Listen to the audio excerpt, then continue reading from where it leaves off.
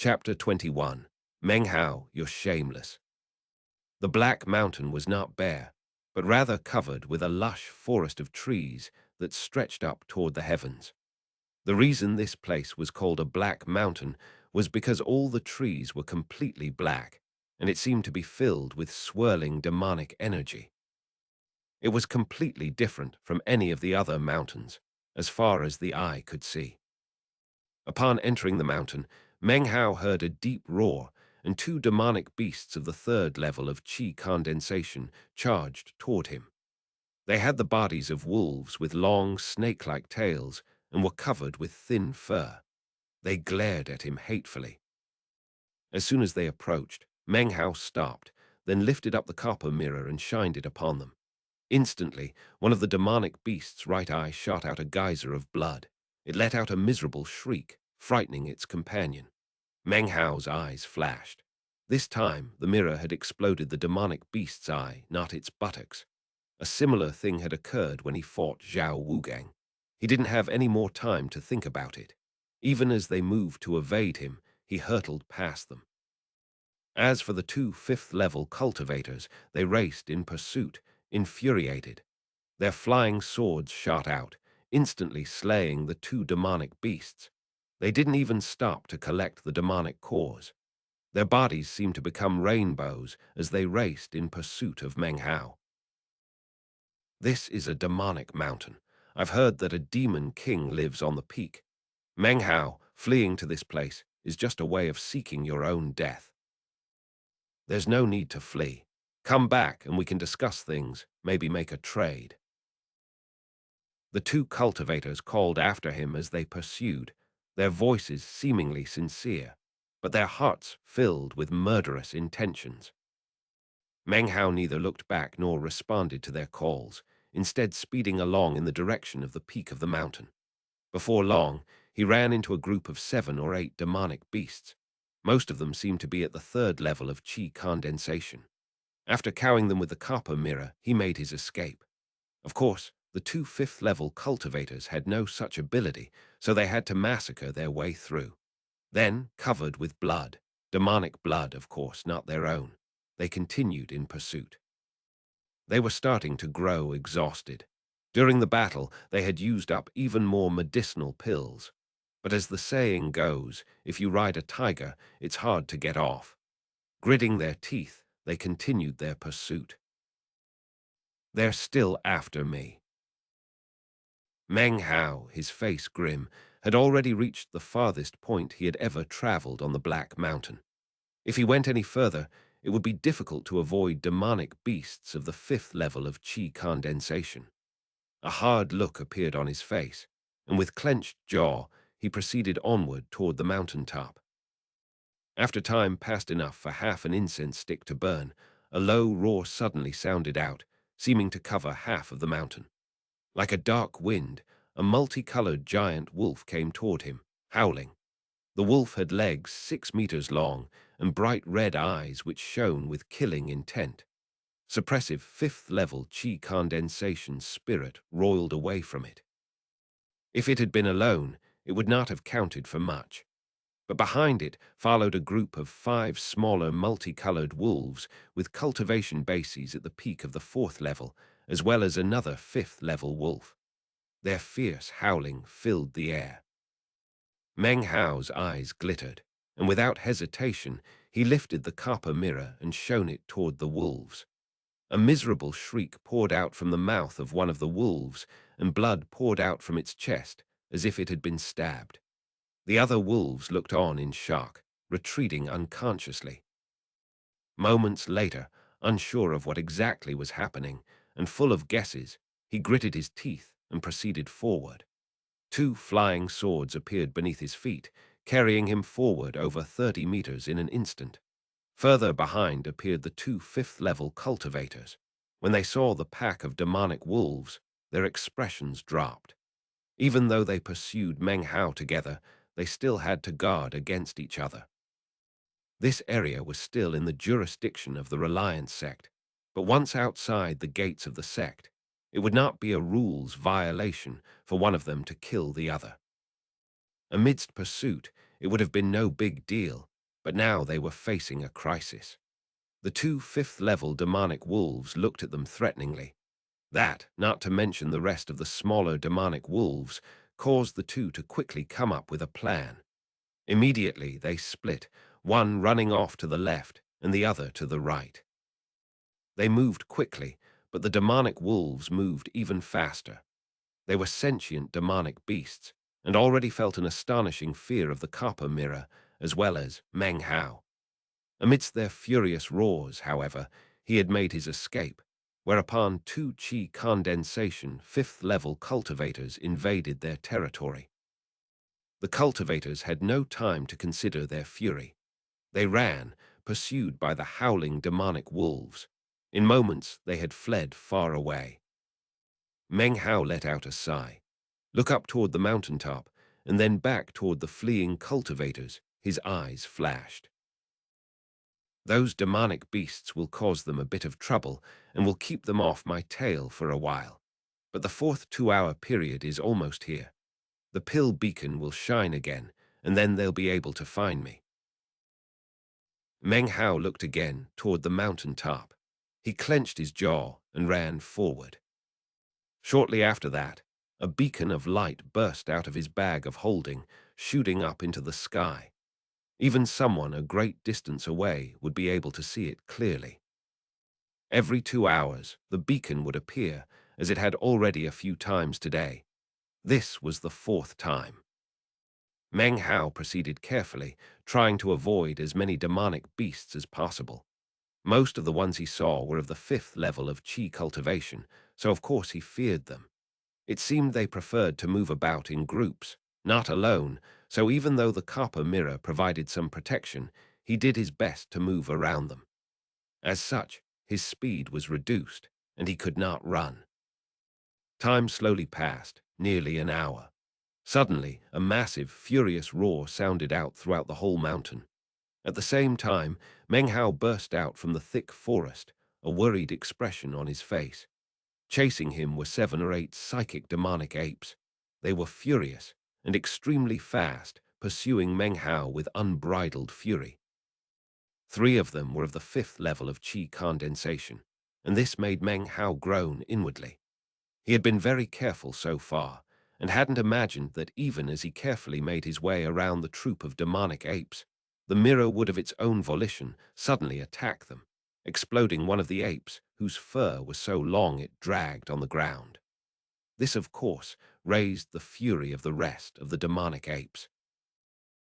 Even if it is a demonic ape with super long fur, it doesn't mean you have to act like this, said Meng Hao bitterly, looking at the copper mirror in his hands.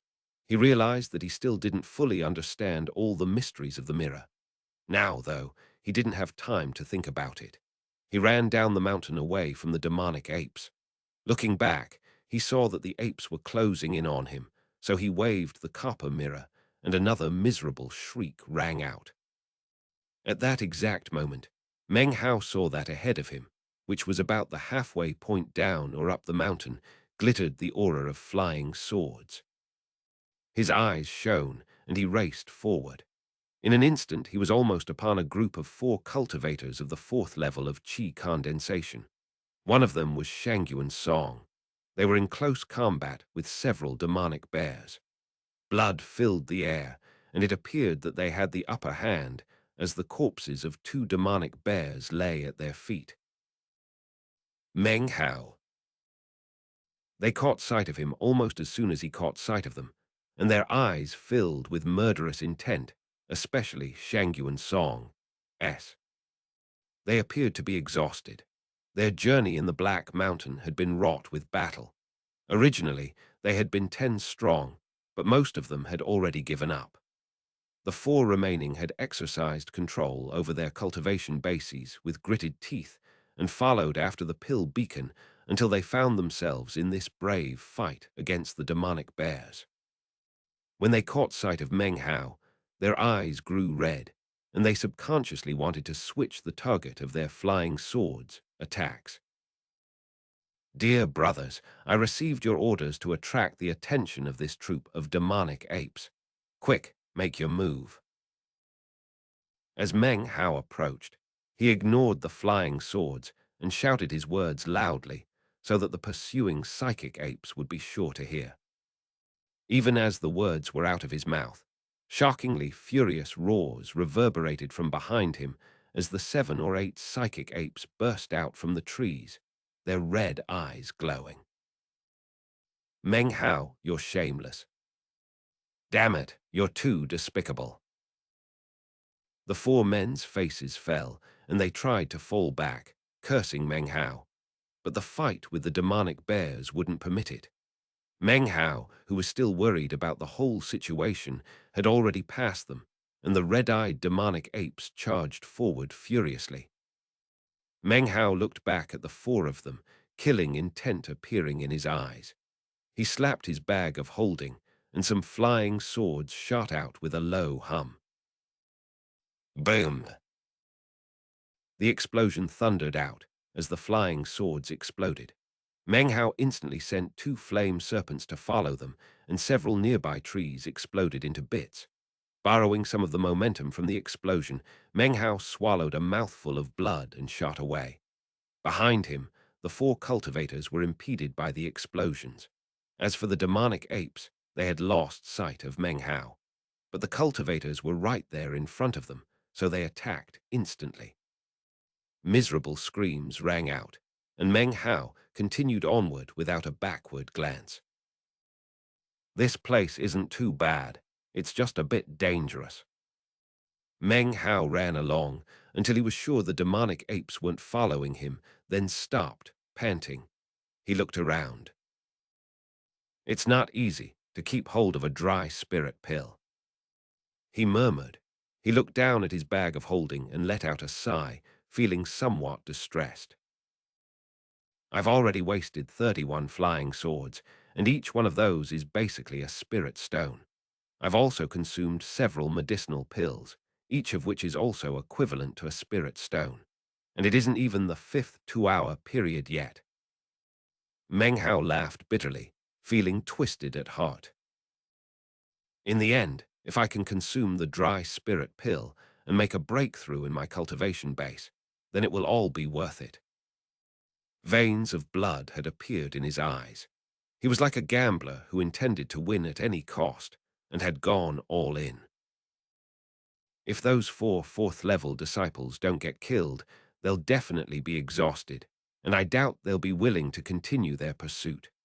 Now, all I have left to worry about are the 2 fifth-level cultivators. His expression grew somber.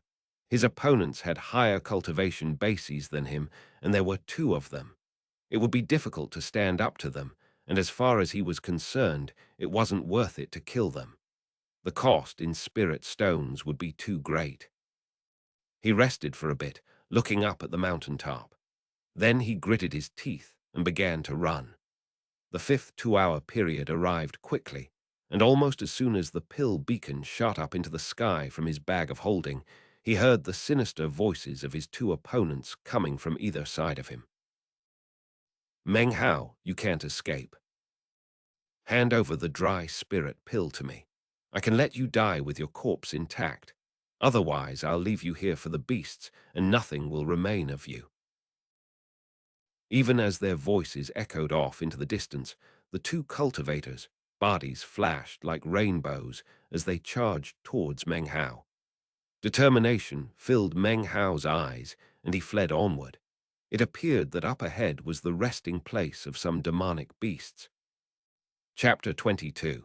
A sword resting in demonic python's skin. Not much time had passed. It seemed as if the entire Black Mountain were seething. The roars of demonic beasts shook the air, rising and falling one after another. Even more frequent were the miserable shrieks which sounded out. The 10 or more cultivators who had dared not further their pursuit into the mountain looked pale. Fear filled their hearts, and now they were even less willing to enter the mountain than before. What happened? How come it seems like all the demonic beasts in the whole mountain are in a rage? What's going on? Elder brothers Yin Tianlong 1. Yin Tianlong's name in Chinese is Chinese letter, Chinese letter, Chinese letter. Yin Tianlang. Yin is a common family name. Tian means heaven or sky. Long means prosperous, swelling, or the sound of drums, and Zhou Kai too. Zhou Kai's name in Chinese is Chinese letter, Zhu Kai. Zhou is a common family name. Kai means victorious or triumphant, are both of the fifth level of qi condensation, but even they would have a hard time raising the wrath of the entire mountain. Could they have used some unique and special technique?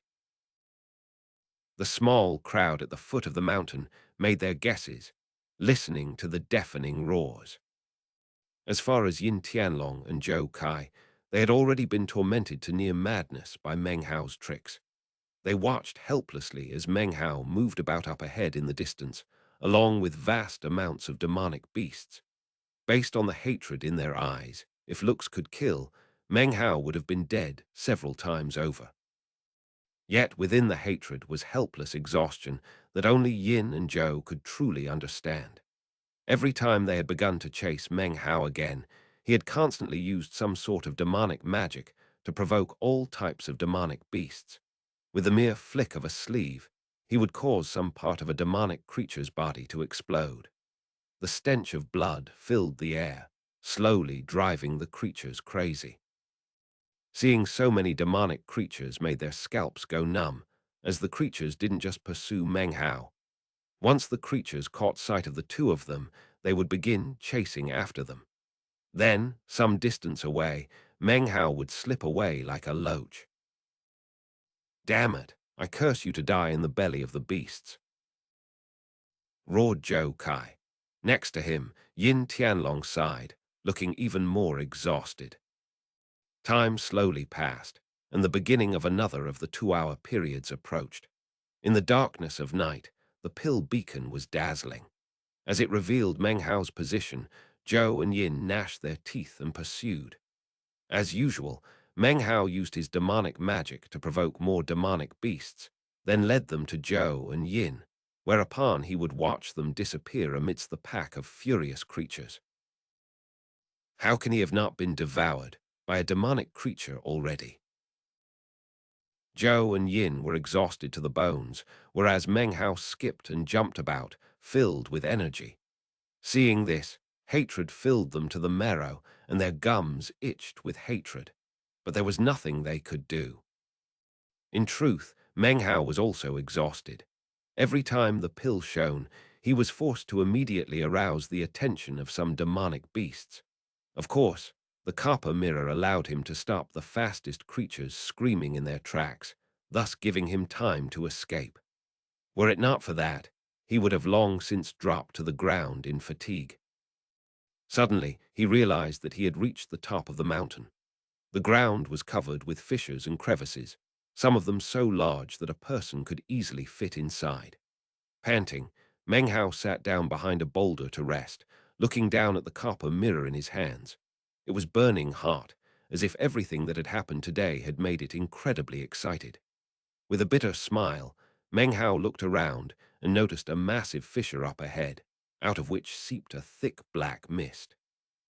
Just then, a roar suddenly erupted from the giant fissure, the same roar that earlier had quelled all the fierce beasts on the mountain.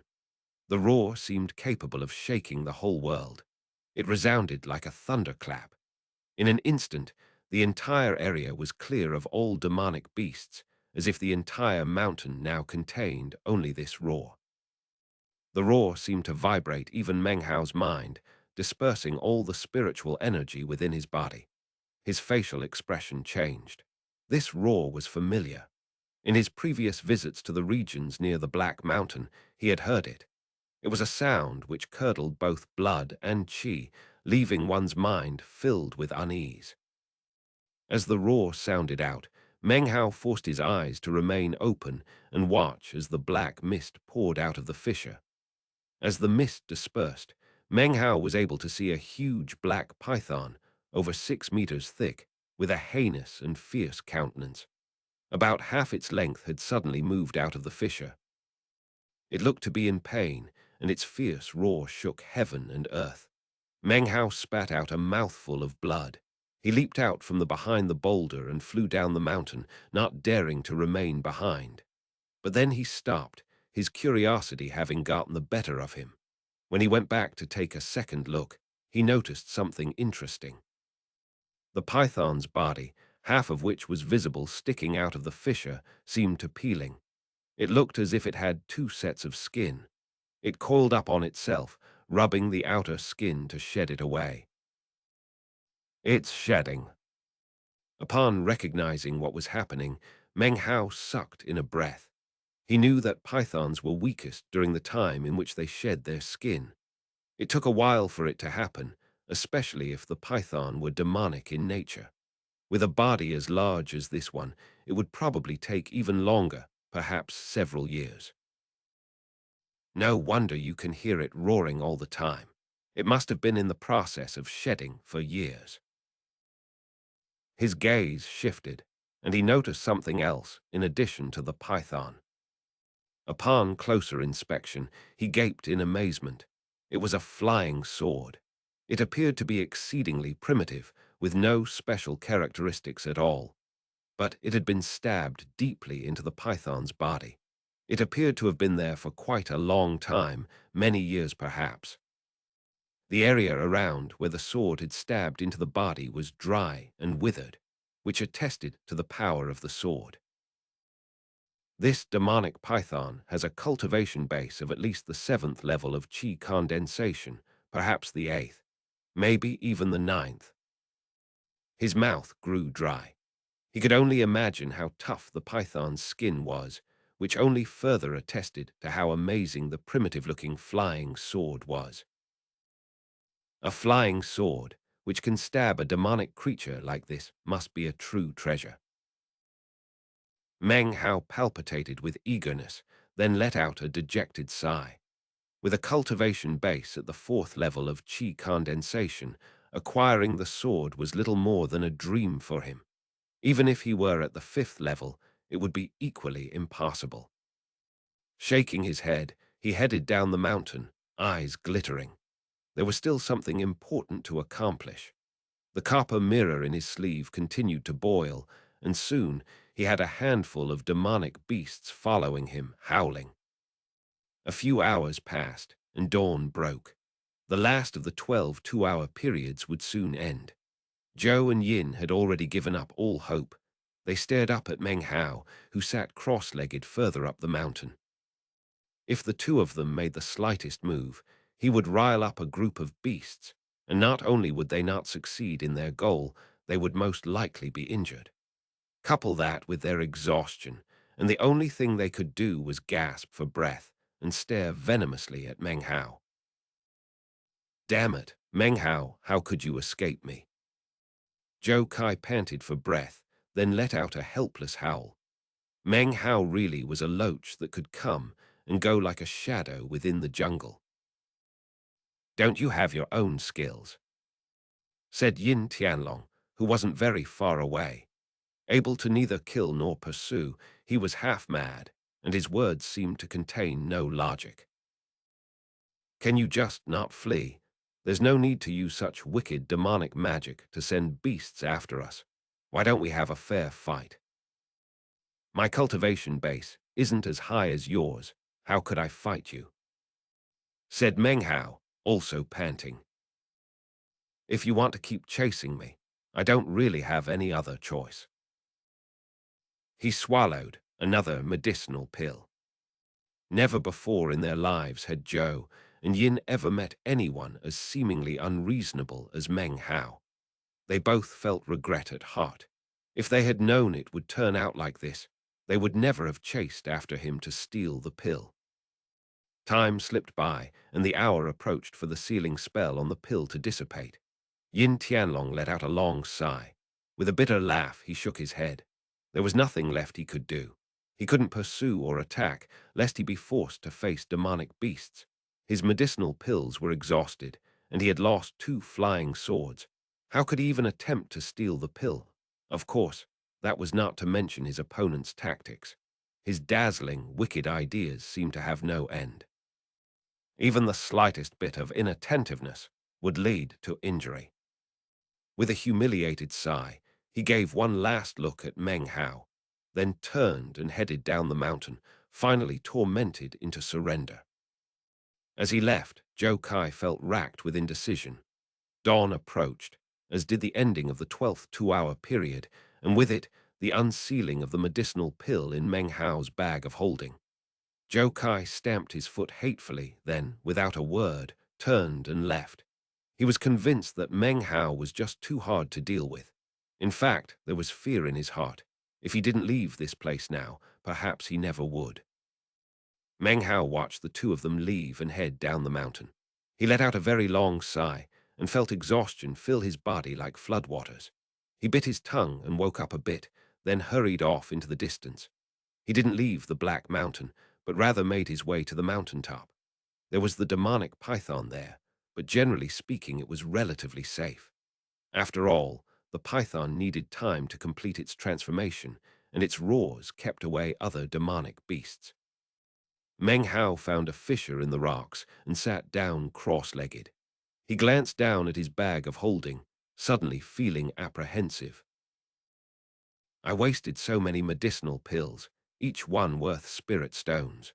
Let me calculate, including 37 flying swords and more than 40 demonic cores, that comes to 198 spirit stones.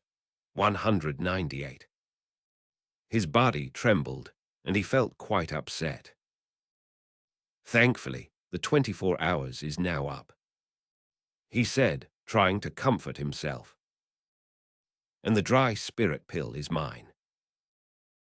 Pushing aside his disappointment, he forced his mind to be clear. Then, looking around to make sure it was safe, he pulled out the copper mirror and began to make copies of the dry spirit pill. Midday arrived, and Meng Hao looked down at the pills in his hands. 10 dry spirit pills. He forced out a smile, but disappointment was still visible in his face. It took a lot of spirit stones to copy a dry spirit pill, many more than were required for a demonic core. Now he understood the exchange rates required by the copper mirror. He clenched his jaw, then popped one of the pills into his mouth. 5th level of qi condensation. I have to reach the 5th level. His eyes grew bloodshot, filled with resilient determination. He sat in meditation and began to rotate his cultivation base.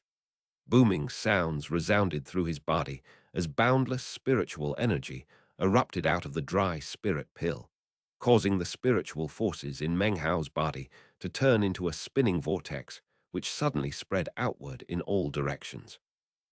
Time went by slowly, and days passed.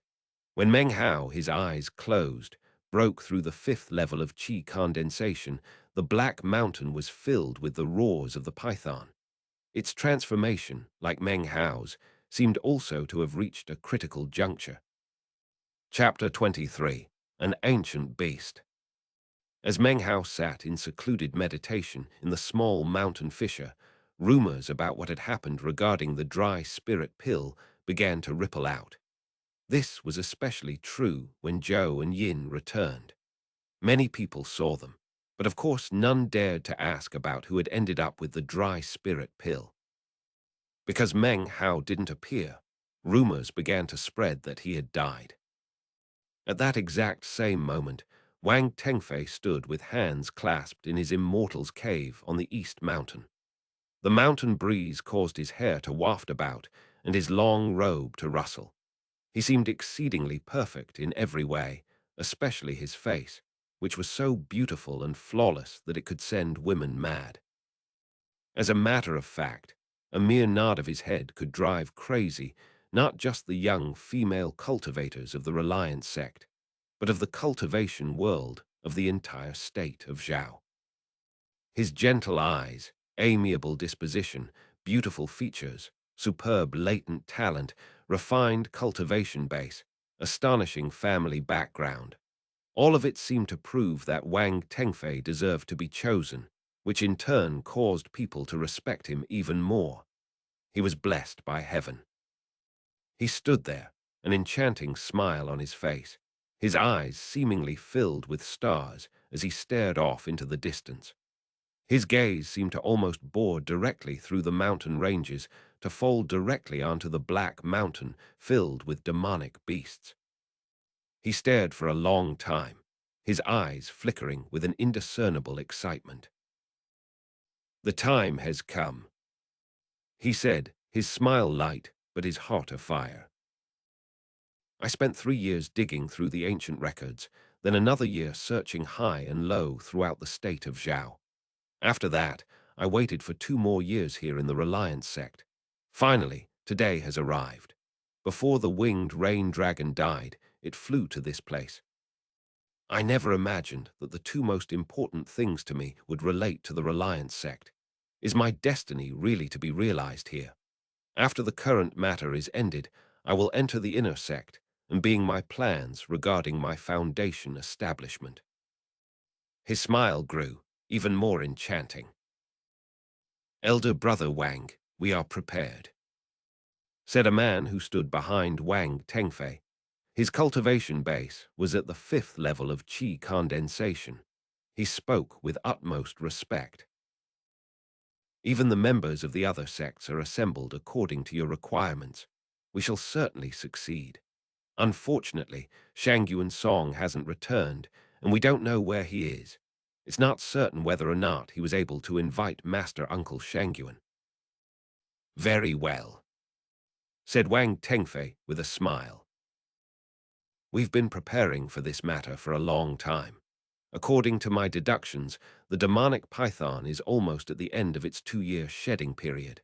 The moment it completes the process, it is at its weakest." His eyes grew brighter. Not only had he spent years in preparation, he had been required to pay the price of 4 valuable treasures, as well as tens of thousands of spirit stones, to prepare the spell. Even for him, it was a price which could only be paid once. As of now, he had nothing left. "Don't worry, elder brother Wang. We will definitely succeed. Allow junior brother to congratulate you in advance on acquiring the core. Of course we will succeed. I, Wang Tengfei, have never failed." He laughed, and his expression grew even more resplendent. If the ancient records were correct, he would return with a valuable treasure that would accompany him for the rest of his life, and also an ancient legacy which would allow him to control heaven and earth. As for the demonic core, it could have been considered a treasure when it was in its prime. But after all these years, it would have faded and would not be as effective. However, it could still help him break through from the 6th level of qi condensation to the 7th. "Tomorrow at dawn, we shall go to the Black Mountain," said Wang Tengfei mildly. With a smile, he rubbed his right arm. Hidden underneath the sleeve was a red mark. He rubbed it, and his eyes once again flashed with excitement. It was a mark left by a blood drop, which had fallen onto him from the heavens when he was 6 years old. After that day, he was surrounded by a dream in which he flew through the air and became a sovereign of the sky. With the blood drop had come knowledge of a legacy, as well as a special sense, which, when coupled with the information from the records of 200 years ago, had enabled him to find a thread of a clue which had led him here. No one in the entire world except for me could do this, and that is because I am connected to the legacy and have the blood drop, which is unique in the world. He gazed off toward the Black Mountain, his smile even more entrancing, filled with anticipation. If this was still the era of Patriarch Reliance, then he would definitely take control of the dragon. But he's been missing for 400 years. That is good fortune for me. According to the ancient records, as well as my own investigations, I know that when the dragon came here 200 years ago, its aura had been suppressed by the treasure. Few people realize that. Even though this is Reliance sect territory, the area has powerful restrictive spells. Not only was there no aura emanating out, even if there were, no one would have been able to sense it. And even if someone entered the area, their vision would have been blocked by the magic, and they would have been unable to see it. As for the demonic python, it has spent most of its time in slumber. It was only because of the shedding process that it began to roar and howl. Only when the demonic python sheds its skin fully will the restrictions dissipate, and it will be safe to enter. Thanks to my blood drop legacy, I was able to deduce these matters. No one else understands even the half of it. A valuable treasure, a complete legacy, all there, waiting for Wang Tengfei. His smile growing wider, he flicked his sleeve and walked back into the immortal's cave. Moonlight circled around him, unwilling to part from him. The mystical scene caused the other cultivator's expression to be filled with even more veneration. The next day at dawn, atop the Black Mountain, in that virtually invisible fissure, Meng Hao's entire body had grown crimson red. Sweat poured off him, and massive amounts of black filth oozed continuously out of his pores. He had been in mediation for several days, but now his eyes opened. Outside, the roars of the demonic python grew more intense. It seemed it had reached a critical juncture of its own. Meng Hao was not distracted, though. He focused and rotated his cultivation base. He pushed over and over again, but the fourth-level bottleneck was still there. His eyes red. He swallowed 10 dry spirit pills, whereupon his head began to buzz and his body trembled violently. A loud ripping sound could be heard, and it seemed as if his body were floating like a piece of paper in the wind. Inside his body, his chi and blood vessels sparkled like crystal, nearly transparent, like an otherworldly omen. The spiritual energy in his body whirled, forming a magnificent lake. It wasn't a big lake, but it was a lake nonetheless. The lake, the core lake, existed in Meng Hao's Danshan region, quite heavy. Meng Hao knew that he could control the power and enable it to erupt with the power of the fifth level of qi condensation. To a cultivator who had reached foundation establishment, it was weak and insubstantial. But as far as qi condensation went, the fifth level was a watershed, the second watershed being the seventh level, followed by the ninth. His head buzzed for quite some time. Eventually, Meng Hao slowly opened his eyes, and they glittered like they had before. A burst of popping sounds rang out. He seemed to have grown a bit taller, and though his skin was still dark, a new air emanated from him.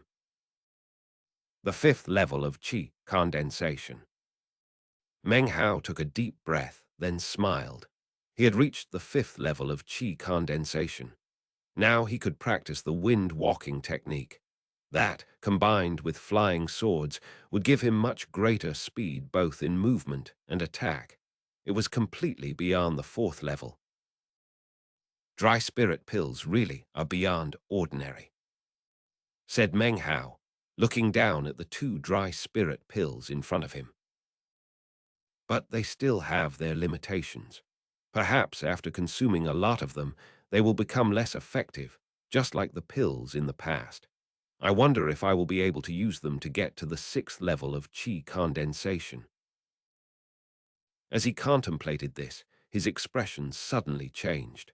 The roars of the demonic python now carried a tone of misery. Booming sounds rang out. Meng Hao leaned forward, and he looked outside of the fissure. As he looked, his pupils constricted, and his hands clenched into fists. Not far away on the mountaintop was a white-robed youth, extraordinarily beautiful, as if his perfect body was a blessing from heaven. A golden flying sword rotated around him, and the wind blew furiously around as he battled with the demonic python. It was none other than Wang Tengfei. He smiled calmly, and his kind, amiable eyes made him seem like the sun. He seemed to glow, as if he could eliminate all the shadows around him. When he attacked, he seemed perfect, as if the heavens approved his each and every movement. Around him were at least 9 others, one of whom was Shangyuan Ziu. He flicked his sleeves as he took the lead in battling the demonic python. As for the others, all of them had qi condensation levels of the 7th level or higher. All were strangers whom Meng Hao had never seen before. They surrounded the demonic python, preparing to kill it. Booming sounds rang out, and the python let out astonishing roars. Meng Hao stared at Wang Tengfei, not moving a muscle, but deep in his eyes was a dark look that slowly grew, replacing any mildness until it filled his eyes. After a short bit of time, the demonic python's roars grew more and more miserable, and wounds covered its body. Blood splattered everywhere. This truly was its weakest state. The surrounding cultivators attacked even fiercerly. Wang Tengfei smiled, as perfect as ever, his eyes filled with an indiscernible excitement. He had waited for this day for a long time. Suddenly, from the peaks of 9 surrounding mountains, shining silvery light coiled up and linked together to form a spell. The spell ever so slowly filled the air, then broke into countless silver threads, which then turned into a silver fog that shot down toward the ground. It seemed that they were preparing to seal the demonic python.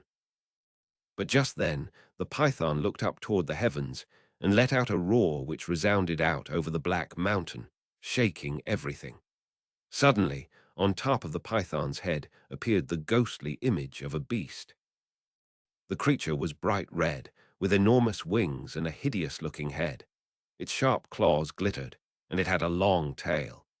The instant the phantom appeared, the swirling winds in the sky seemed to change colors, and astonished expressions appeared on the faces of everyone present. Only Wang Tengfei's eyes appeared more excited. Fortunately, the ghostly image appeared for only a moment, then disappeared. When the ghostly image disappeared, the demonic python shot out of the deep fissure, its body sleek and smooth. It let out a frightening roar and spit reddish mist out of its mouth, an attack which then shot out in all directions. The cultivators couldn't avoid it, not even Wang Tengfei, and they could only watch helplessly as it enveloped them, then shot out into the distance. Because of the attack, when the silver fog fell from the sky, it didn't just fall down upon the demonic python, but Wang Tengfei and the others as well. As the silver fog descended upon them, Meng Hao's heart began to thump wildly. Before, he had seen a sword sticking out from the demonic python's body. But as of now, the sword was nowhere to be seen. Without the slightest hesitation, he leaped up, and moving faster than he ever had in his life, jumped onto a flying sword and shot toward the top of the mountain and the large fissure. Go, go, go, Meng Hao said under his breath. Without any regard for safety, he charged into the fissure-like cave, ignoring the strange odor which filled the air. As he moved deeper into the cave, he saw a massive snakeskin, stuck into which was the small, primitive-looking sword. Without even a pause, he grabbed the sword, his heart thumping, face flushed with excitement. Just as he was about to leave, his eyes widened. Despite his extreme level of excitement, he was still able to gasp in shock.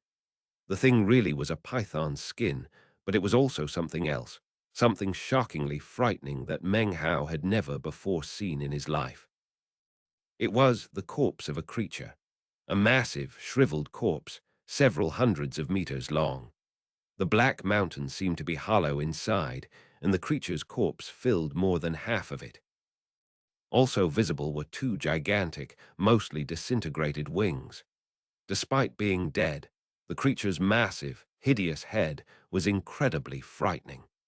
This creature looked the same as the ghostly image which had just appeared, and now it was clear that the so-called demonic python was actually the creature's tail. A tail that becomes a demon, said Meng Hao, stupefied. What demonic beast is this?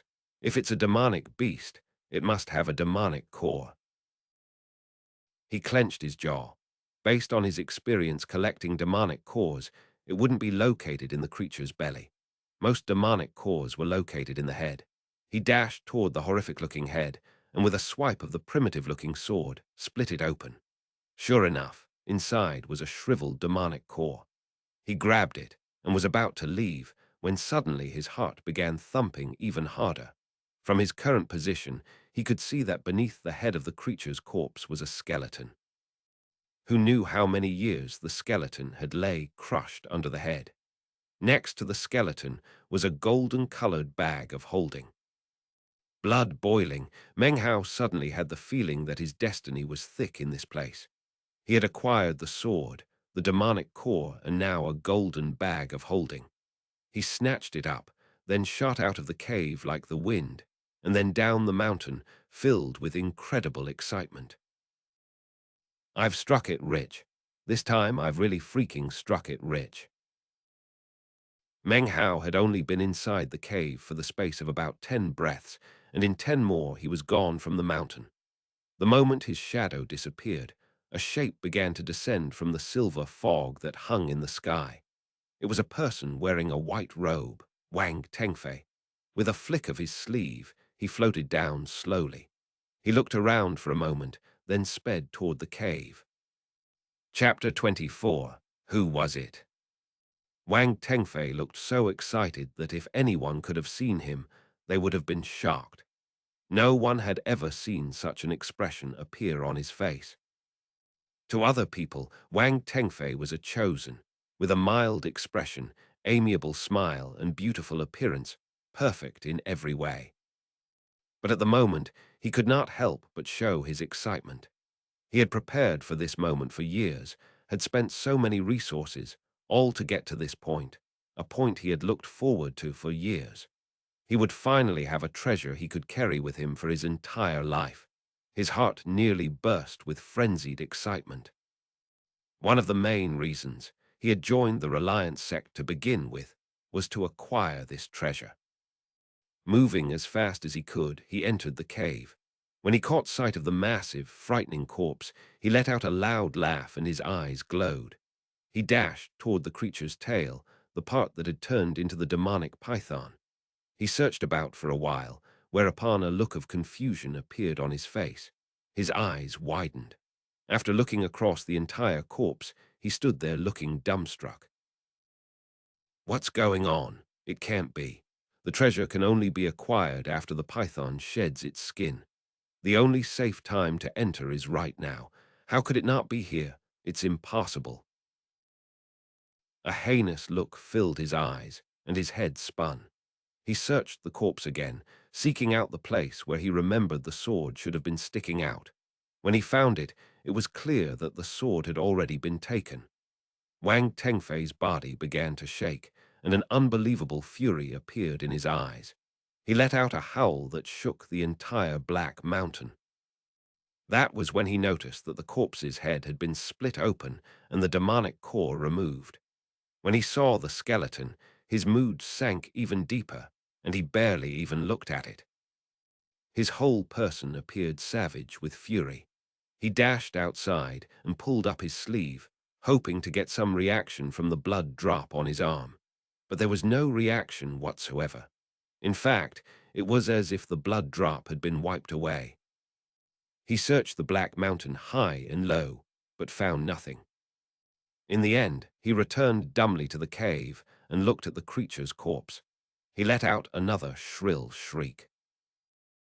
I spent 3 years searching the ancient texts. 3 years, with no time for cultivation. I spent hundreds of thousands of spirit stones before I found the clue from 200 years ago that led me to the flying rain dragon. His body trembled and his face contorted. Any beauty at all in him was gone, replaced by madness. I spent a year searching throughout the state of Zhao, in the mountains and the wilds. I went everywhere, all the districts. The reactions of the blood drop finally led me here. His eyes red, he clenched his fists angrily. Anyone who saw him like this would surely be shocked in the extreme. For the treasure, I deigned to begin my spiritual studies in this damned Reliance sect. Damn it, damn it. I've had to endure for nearly 3 years already. His heart ached, as if it had been stabbed with an invisible sword that smashed his arrogance to pieces.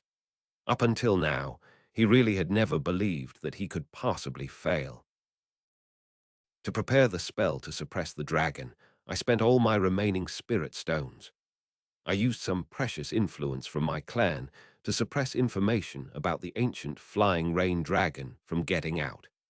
I even refused the aid of my clan members because I wanted the treasure and the legacy to be the true starting point of my training. Who was it who took my treasure? His body trembled violently, his head buzzed, and his blood roiled. He had spent so much, and someone else had benefited. He spit out a mouthful of blood onto his white robe, staining it red. It was like a man in the mortal world who paid the bride price, bought a luxuriously decorated mansion, found the most beautiful bride, then arranged an amazing wedding feast to which he invited countless friends and family. Then, in front of everyone's eyes, filled with anticipation, he entered the nuptial chamber and saw his beautiful, blushing bride in her red wedding gauzes, then threw himself upon her, only to suddenly find he had become a different person. Everything that belonged to him was suddenly being enjoyed by some other bloke. Even his face had been taken away.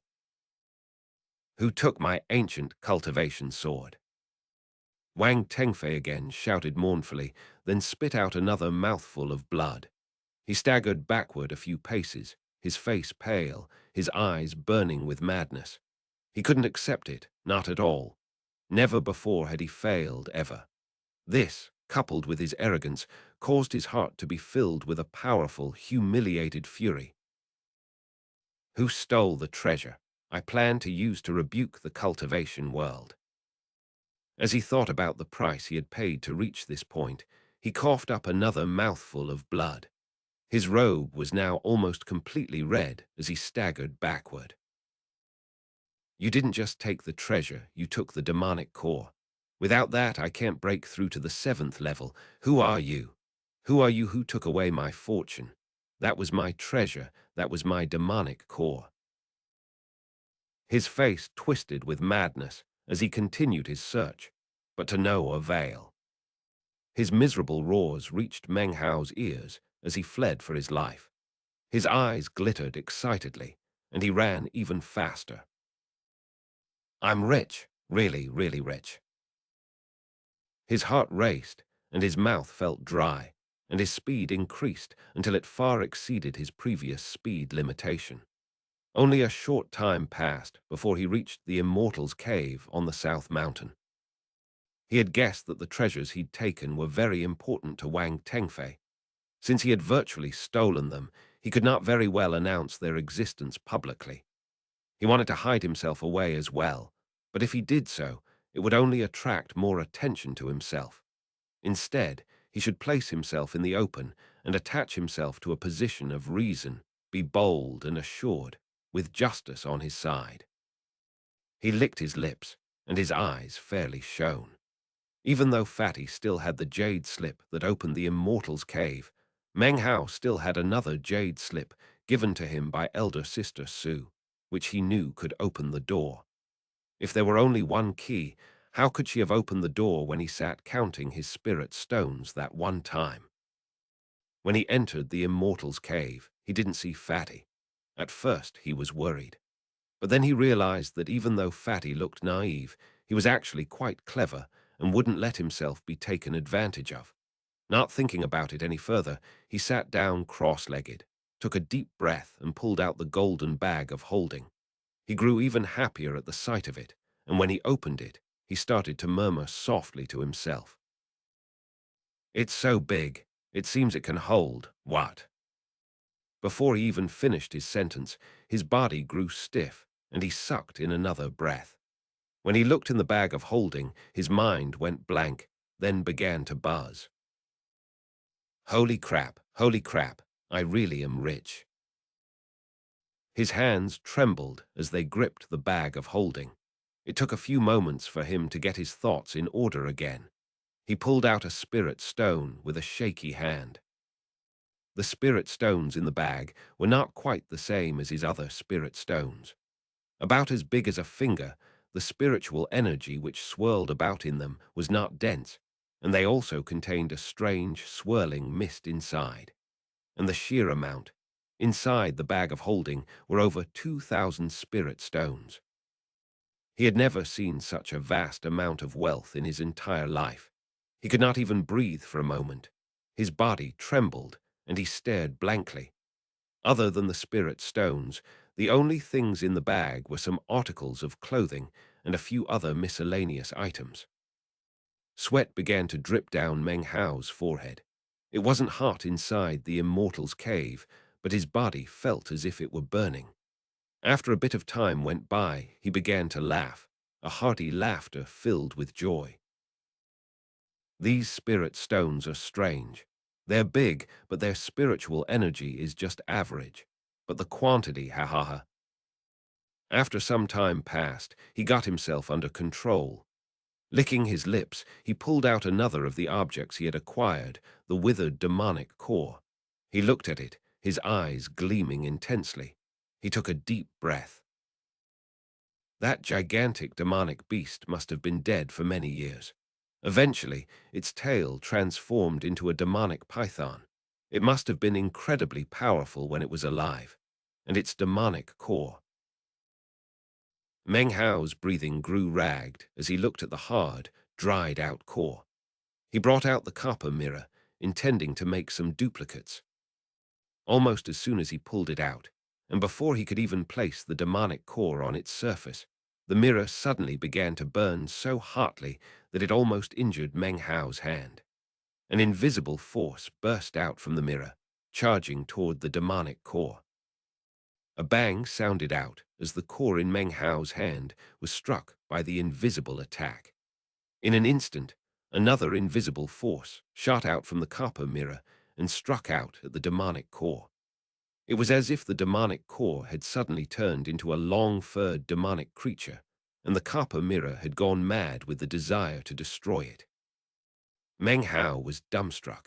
He instantly grabbed the mirror and, enduring the pain, shoved it back into his bag of holding. The demonic core dropped to the ground with a thump, a multitude of small cracks now visible on its withered surface. Damn it, this is a demonic core, not a furred demonic beast. Meng Hao painfully hurried to pick up the core. It was a good thing the withered demonic core had a tough outer crust. The copper mirror's violent attack had damaged its surface, and now a small gleaming pellet was visible, from which wafted the aroma of dense spiritual energy. It instantly filled the immortal's cave and caused his eyes to glitter. Considering the violent reaction of the copper mirror, he didn't dare to attempt to duplicate it. He hesitated for a moment, then stored it away. After taking another deep breath, he pulled out the third of his acquisitions, the small, primitive-looking sword. Holding in front of him, he smiled.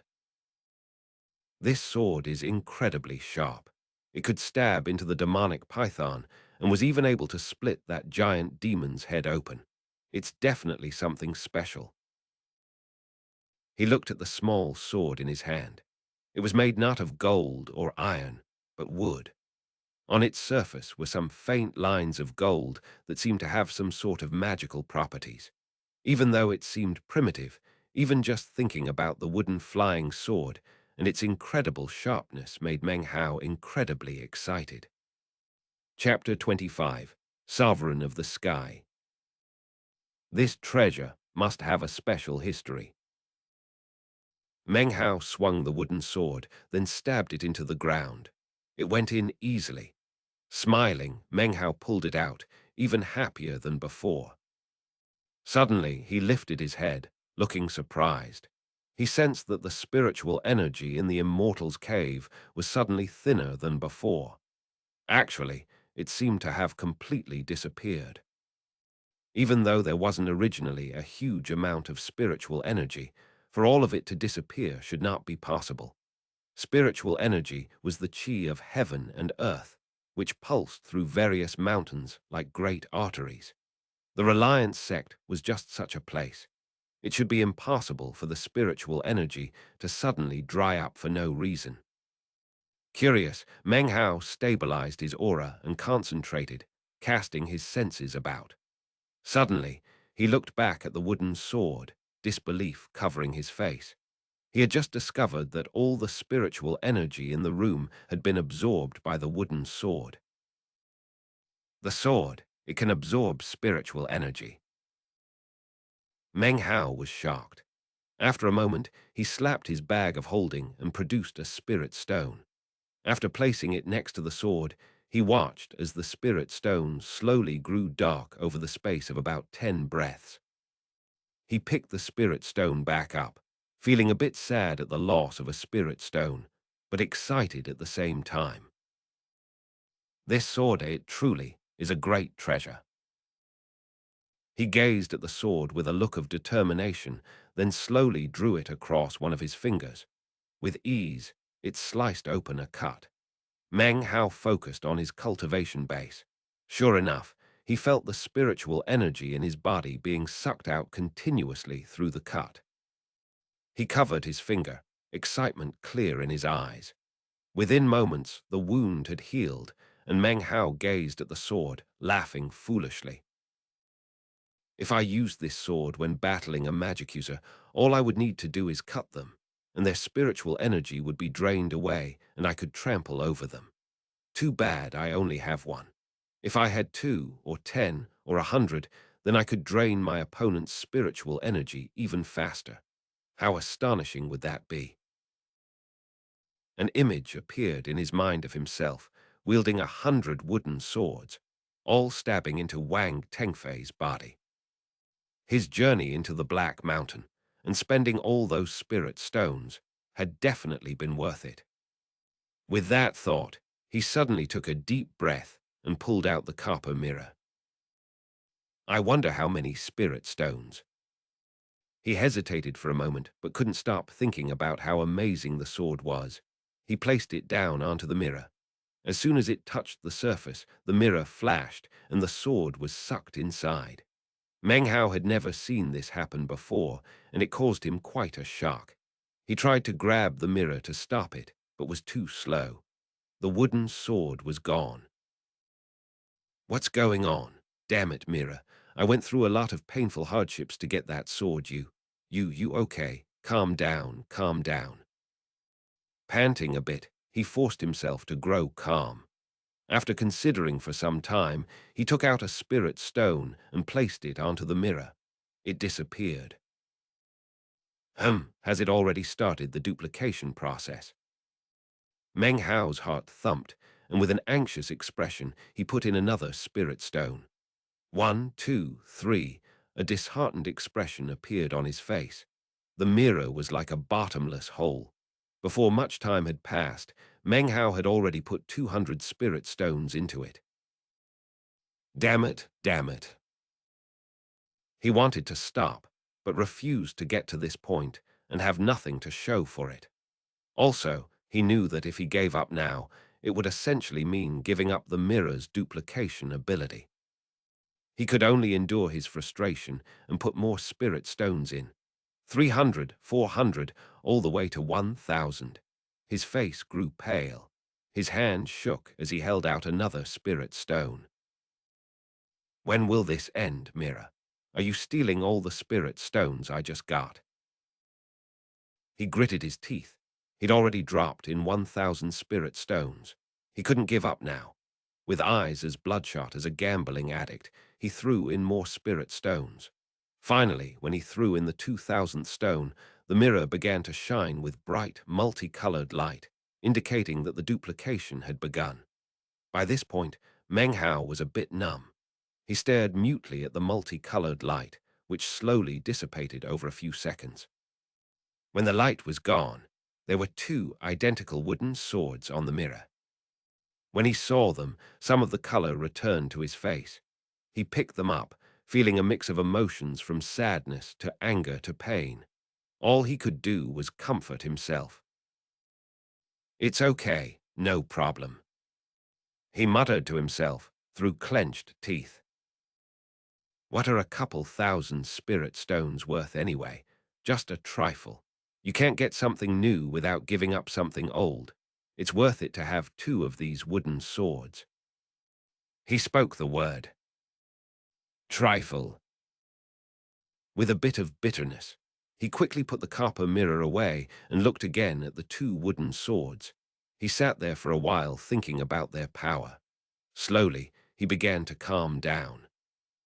Determination once again filled his eyes. After a while, he put the two treasured wooden swords away. As for the second sword, it was worth 2,000 spirit stones as far as Meng Hao was concerned. With a bitter laugh, he sat there cross-legged in meditation, waiting for the spiritual energy in the immortal's cave to return. Suddenly, his eyes opened, and he retrieved the demonic core from his bag of holding. Even though I just broke through to the 5th level of qi condensation, who knows how much progress my cultivation base will make if I take this pill?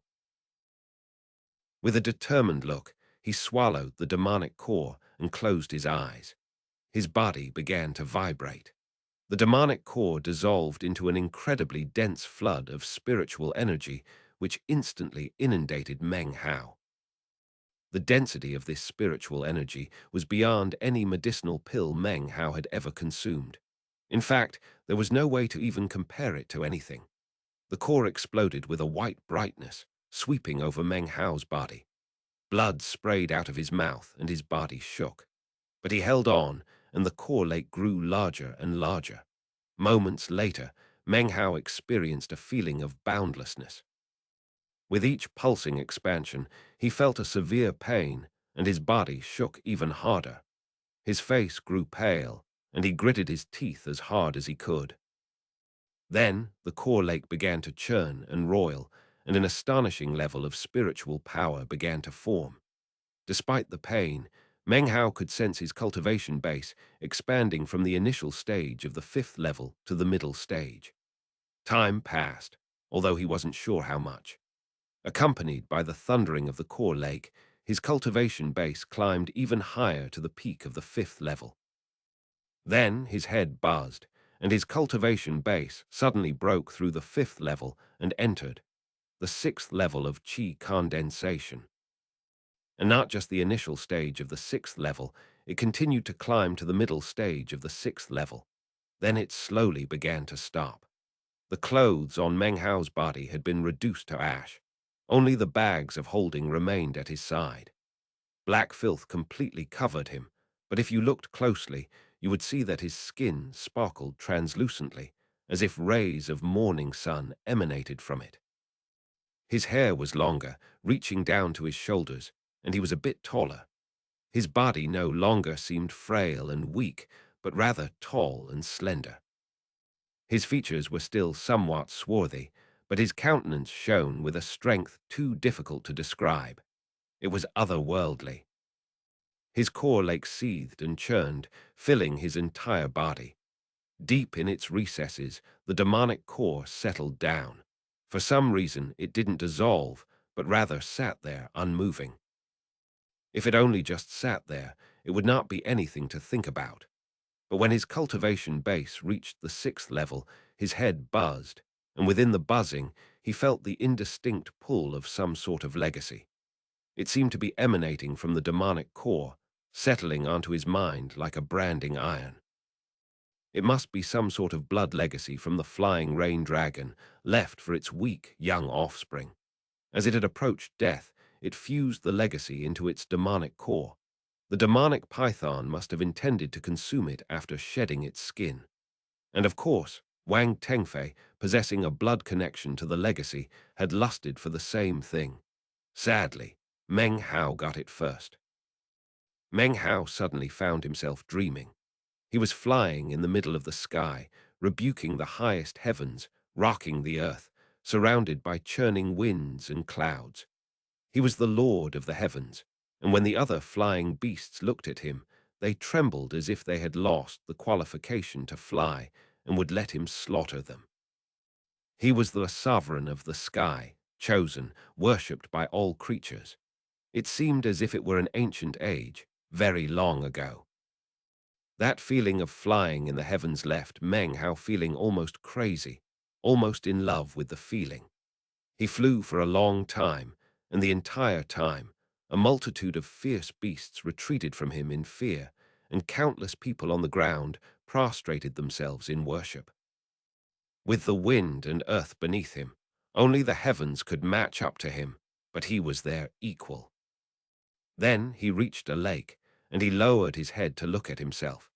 He was a dragon, several tens of thousands of meters long, with two massive wings, each one also several tens of thousands of meters long. He possessed an indescribable power which could shape the world. His head was fierce and savage, and he had an incredibly long tail. All of it merged together to form a boundless nobility which created an electric buzz in Meng Hao's mind. His mind seemed to rip open, and a voice rang out. I am the flying rain dragon of ancient times. It filled his mind, filled the world, and left everything trembling. All the living creatures roared. Flying rain dragons had long since vanished from the earth, but some of its descendants still existed. Although they might be weak, the legacy still existed. At that exact moment, on the east mountain of the Reliance sect, in his immortal's cave, Wang Tengfei's face grew dark. The fury in his heart nearly made him go mad. He had tasted failure and was having a hard time accepting it. No matter how many times he tried to use the blood drop to sense the legacy or his opponent, nothing happened. He didn't know what was happening. Did you find it? Said Wang Tengfei, suppressing the fury in his heart as he lifted his head to look at the young man standing in front of him. It was the other young man who had accompanied him that day, in addition to Shangyuan's song. Chapter 26, Bewilderment. Elder Brother Wang, I secretly checked around and asked quite a few disciples throughout the sect. I don't think I left anything out. This young man was also famous in the Reliance sect, but in front of Wang Tengfei he was completely respectful. He had never seen Wang Tengfei like this, and was a bit hesitant. He had begun speaking with a respectful bow. I even looked around in the servants' quarters and followed up on Zhou Kai, Han Zhang, and some others. At that time, there were 37 people who weren't present in the sect. Of those 37 people, I eliminated 29 as suspects. Among the rest, there are 6 of whom there is no evidence to suggest they were at the Black Mountain. Only 2 were definitely there, Meng Hao and Han Zhang. Wang Tengfei looked more and more angry. He raises his hard eyes, which caused the young man's heart to grow cold. He nervously lowered his head. Han Zhang was also at the Black Mountain, Meng Hao. Wang Tengfei frowned. Meng Hao's name sounded familiar to him. Meng Hao is the person who injured elder brother Lu. The young man said hastily. Wang Tengfei's face grew darker and his heart burned. He had planned for so many years and expended so many resources. For so long, he had taken the whole matter to be concluded before it began. It was his great victory, something he could take back to his clan to refine them. But then it was snatched away from him. When he thought of the sword, his face twisted in pain. That was his tool to rebuke heaven and earth. And when he thought of the legacy of the flying rain dragon, his heart wept. Before today, he had been fully self-confident, completely assured of his success. Everything belonged to him. That was just his good fortune. Only he was qualified to have such good fortune. Yet he then met an unexpected defeat, a blow he had never imagined he would receive. He found it extremely difficult to accept, as if the heart-rending turn of events had not actually happened. Breathing deeply, Wang Tengfei opened his mouth to speak, but then suddenly began to tremble as a burning pain arose on his right arm. He lifted up the sleeve and stared at his arm, watching as the blood drops slowly disappeared. There was nothing he could do but watch it go away, and after it had left, his beautiful features twisted with fury and defeat. The legacy was gone. He coughed up some blood. He knew that, at this moment, the person who had snatched away his treasure was now fully connected to the legacy. He would never again be able to use the blood drop to sense anything, because the legacy had already chosen the other person. When the young man in front of him saw this happen, he grew frightened. He was about to take a step forward when Wang Tengfei suddenly lifted his head up and shouted, "Beat it!" His booming voice reverberated, and the young man's face went white. He had never seen such a succession of different expressions on Wang Tengfei's face.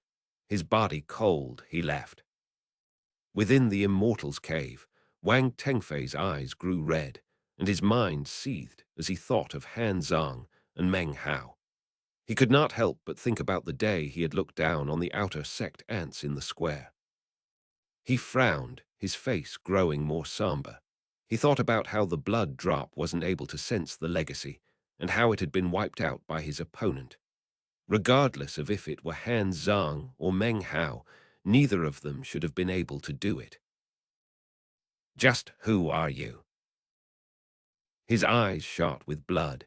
He slapped his bag of holding, and a flash of silver light appeared and coalesced into a silver octagonal spell device, which floated in front of him.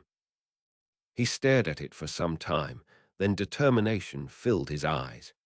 This was one of the spell devices he had prepared for one of the mountains surrounding the Black Mountain. After being used, it needed to regenerate for several hours, whereupon it could be reused. He had already decided that he would activate the spell device, and even if it injured him, he would cast his senses inside to see who was present that day in the Black Mountain region. Looking at the silver spell device in front of him, Wang Tengfei bit his tongue and spit out a bit of blood. As the blood splashed onto the spell device, his fingers flickered in an incantation pattern, and suddenly his head hummed and his awareness flickered. Amidst the indistinct feeling, he was suddenly able to sense several auras emanating out in waves. 1, 2, 9 people that I invited to help me. These are their auras. Wang Tengfei's face grew pale. The spell device in front of him began to quiver, and cracks appeared on its surface. But he didn't give up, and instead continued to cast his senses into it. A vague outline began to appear in his mind, filled with several darts of light. 10 of the lights were familiar to him, and another one of them belonged to Meng Hao. In addition to those, there was another light. Wang Tengfei concentrated for a moment, then was certain it was Han Zhang. Unfortunately, the spell device could only keep a record of who was in the region of the 7 or 8 mountains surrounding the Black Mountain, not their specific location. Wang Tengfei frowned, and then suddenly noticed that the outline in his head contained another light. It was faint, and if he had not looked closely, he would have missed it. Without pushing the spell device to the breaking point, to the limits of its power, he wouldn't have been able to sense it. This is. His heart trembled and he concentrated, but even as he did so, his body shook and he coughed up blood. The spell device shattered. Pieces of it shot out, hitting both him and the walls of the immortal's cave. His face white, he coughed up more blood, looking incredibly afraid. When sensing that last light, his mind had begun to tremble, as if whoever it belonged to could crush him to death with a single thought. The spell device could only give him an approximate feeling regarding aura level, not the target's cultivation base. But for the aura level to cause such a reaction left him frightened beyond belief. Who was that? Said Wang Tengfei, shaking. His fear left him certain that this fearsome person was definitely the one who could so easily rip away his blood spot sense. His heart cold, he lifted his head and breathed deeply. After some time passed, he had recovered his senses, but the memory of that faint light pressed down on him with the weight of a mountain. How did this person know about the Black Mountain affair? Could it be that they have been following me in my search? Who was it? Time passed, and eventually the dream ended. Meng Hao opened his eyes, unsure how many days had passed, nor of how his cultivation base had changed. He felt as if he had been dreaming for a very long time. When the dream concluded, Meng Hao felt as if he had more memories than before, memories that were vague and ancient and couldn't be recalled. But that thirst to fly in the sky still flickered powerfully in his mind. He felt certain that if one day he could really fly through the sky, then the memories in his head would become clear. After some time passed, Meng Hao took a breath, his vision slowly returning to normal. As his senses returned, he felt his cultivation base, then stopped, dumbfounded. The sixth level of qi condensation. His eyes glittered fiercely, and after thoroughly examining his cultivation base, he nearly went mad with joy. He sensed the majestic core lake and the demonic core floating within, and an amazing feeling began to overcome him. I actually reached the sixth level of qi condensation. He shook as he stood up, then laughed heartily. His laughter echoed throughout the immortal's cave. Excitedly, he sat back down cross-legged, closing his eyes and casting his senses about. It seemed as if he could feel everything around him in complete detail. In fact, he suddenly heard Fatty's voice outside. Meng Hao, you were cursed with ill luck. You took the pill, but I didn't want that to hurt you. Please don't come haunt me. Poor old Master Fatty, I'm actually more cursed than you. Did you know that our business is gone? It was stolen away. Fatty squatted outside the immortal's cave in front of a small fire, his face pained as he burned yellow paper money. Meng Hao, when you become a spirit, you have to come back and help me. Look at how much paper I'm burning for you. Tears streamed down his face as he continued to burn the paper money, weeping and wailing. You come from a poor family, but don't worry. I'm Master Fatty. I'm here to take care of you. I'll come burn paper for you every day so that in the next life you'll be able to buy a house and get a wife. You'll finally achieve your goal of being rich. Oh, Meng Hao, how could you leave like this? Fatty's wails grew even louder, as if he were completely heartbroken. Upon hearing this, a strange expression appeared on Meng Hao's face. He opened his eyes. This was the first time anyone had ever burned yellow paper for him, and he wasn't sure whether to laugh or cry. He stood and pushed the main door open with a long creak, then walked out. As soon as he stepped out, Fatty's loud wails suddenly ceased, and he looked up in astonishment. He straightened, his eyes filled with fear. Then he recognized Meng Hao, and he leaped up, gaping.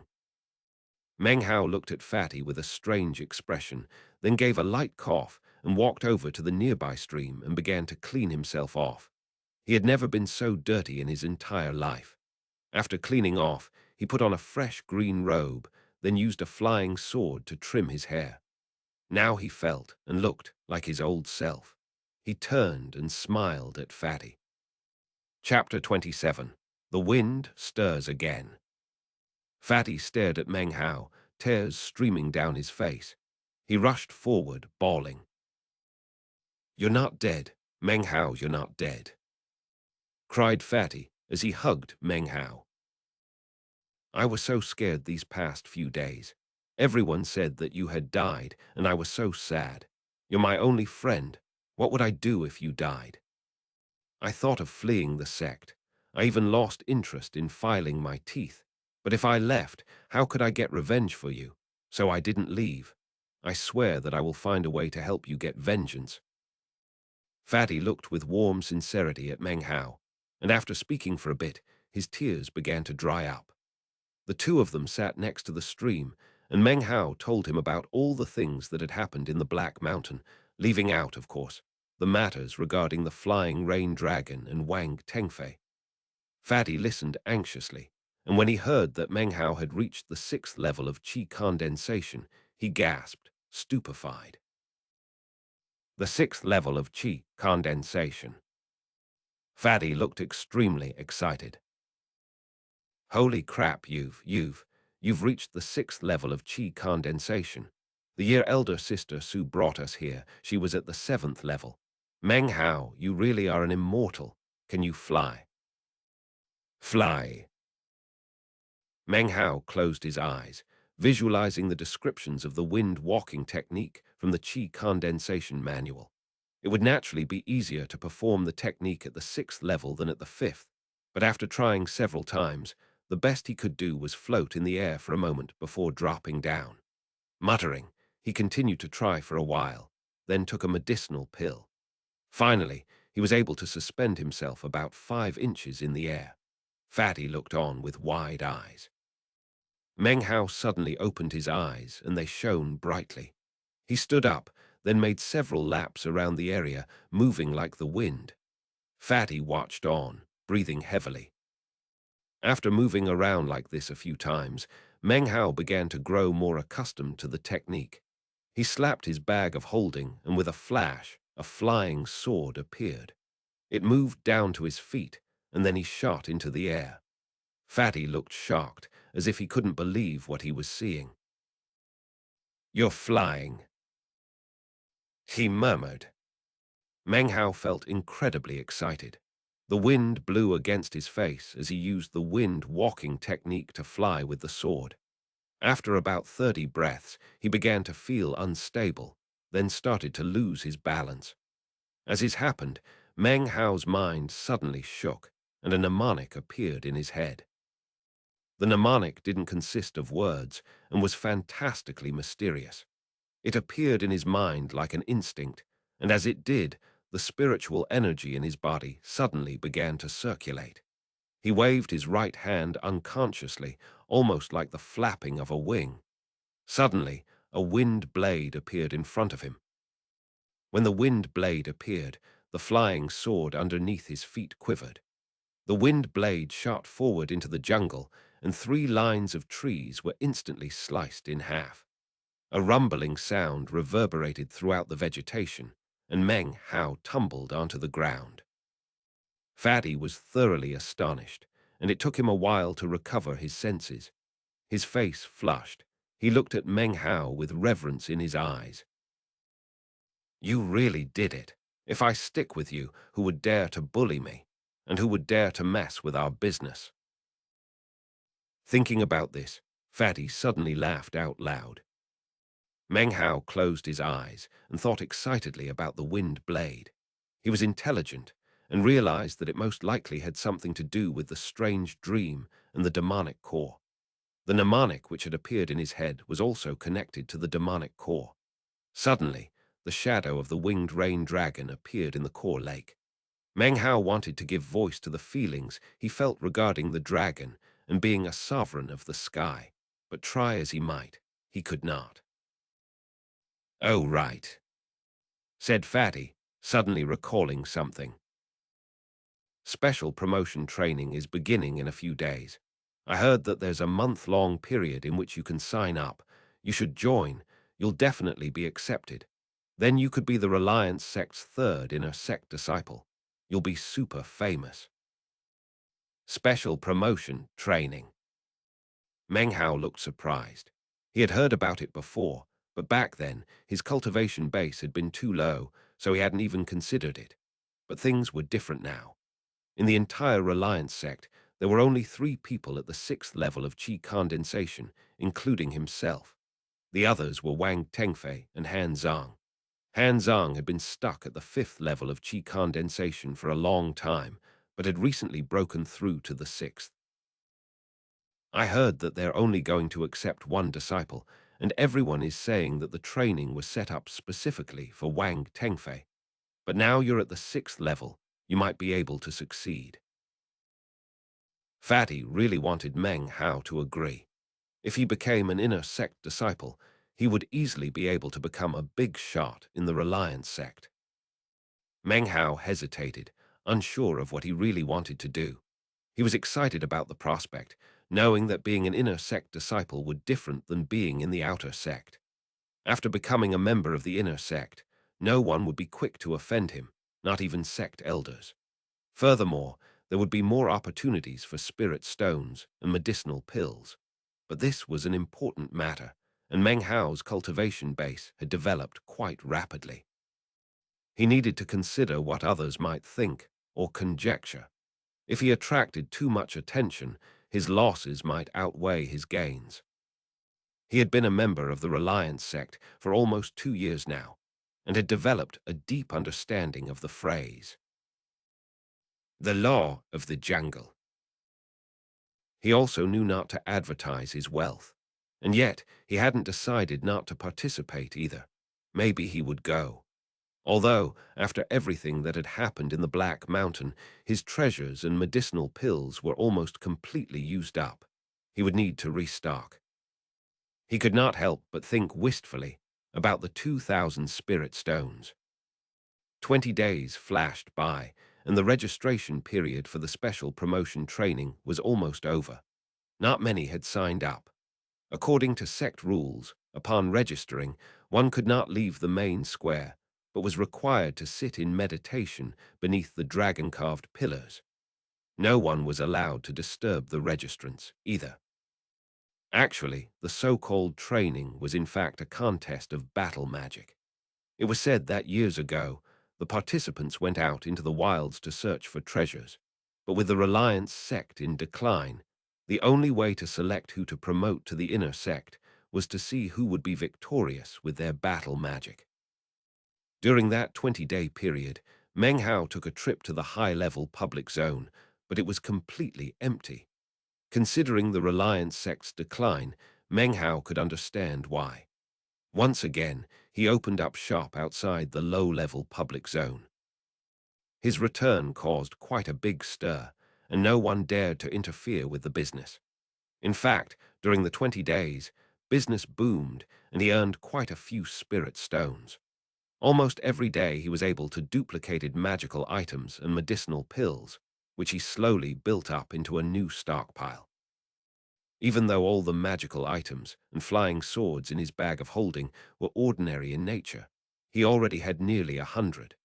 Thinking back to his fight with Lu Hang and the events in the Black Mountain, he now clearly understood the best methods to engage in magical combat.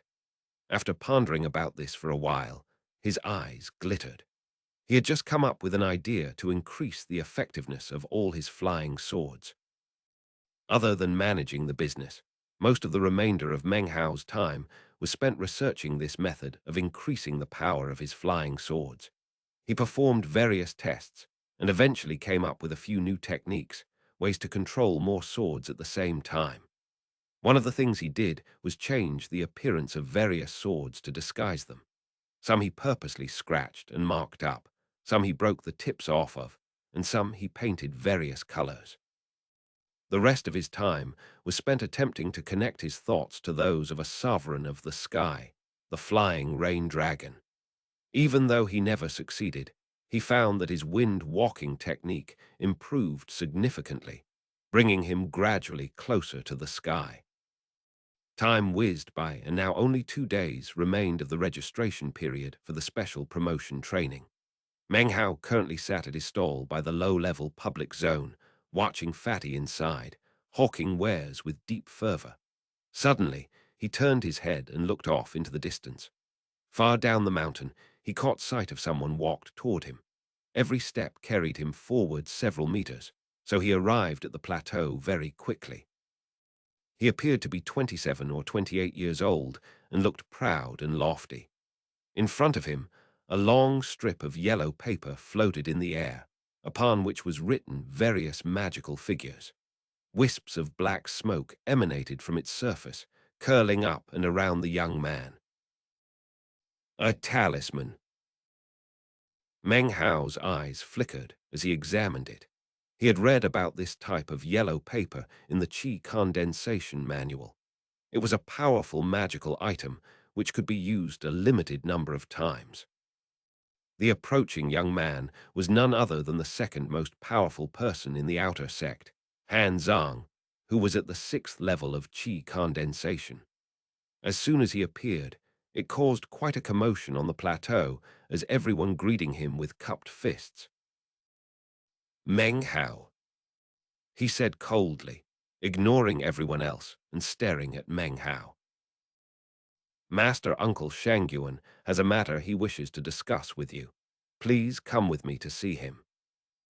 Meng Hao frowned. Master Uncle Shangyuan was no stranger.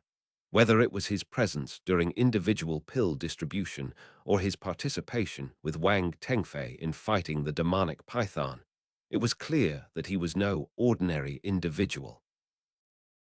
What could he want with me? Thought Meng Hao, slowly standing up. Did he sense something about me? He knew that the man was one of the sect's elder generation.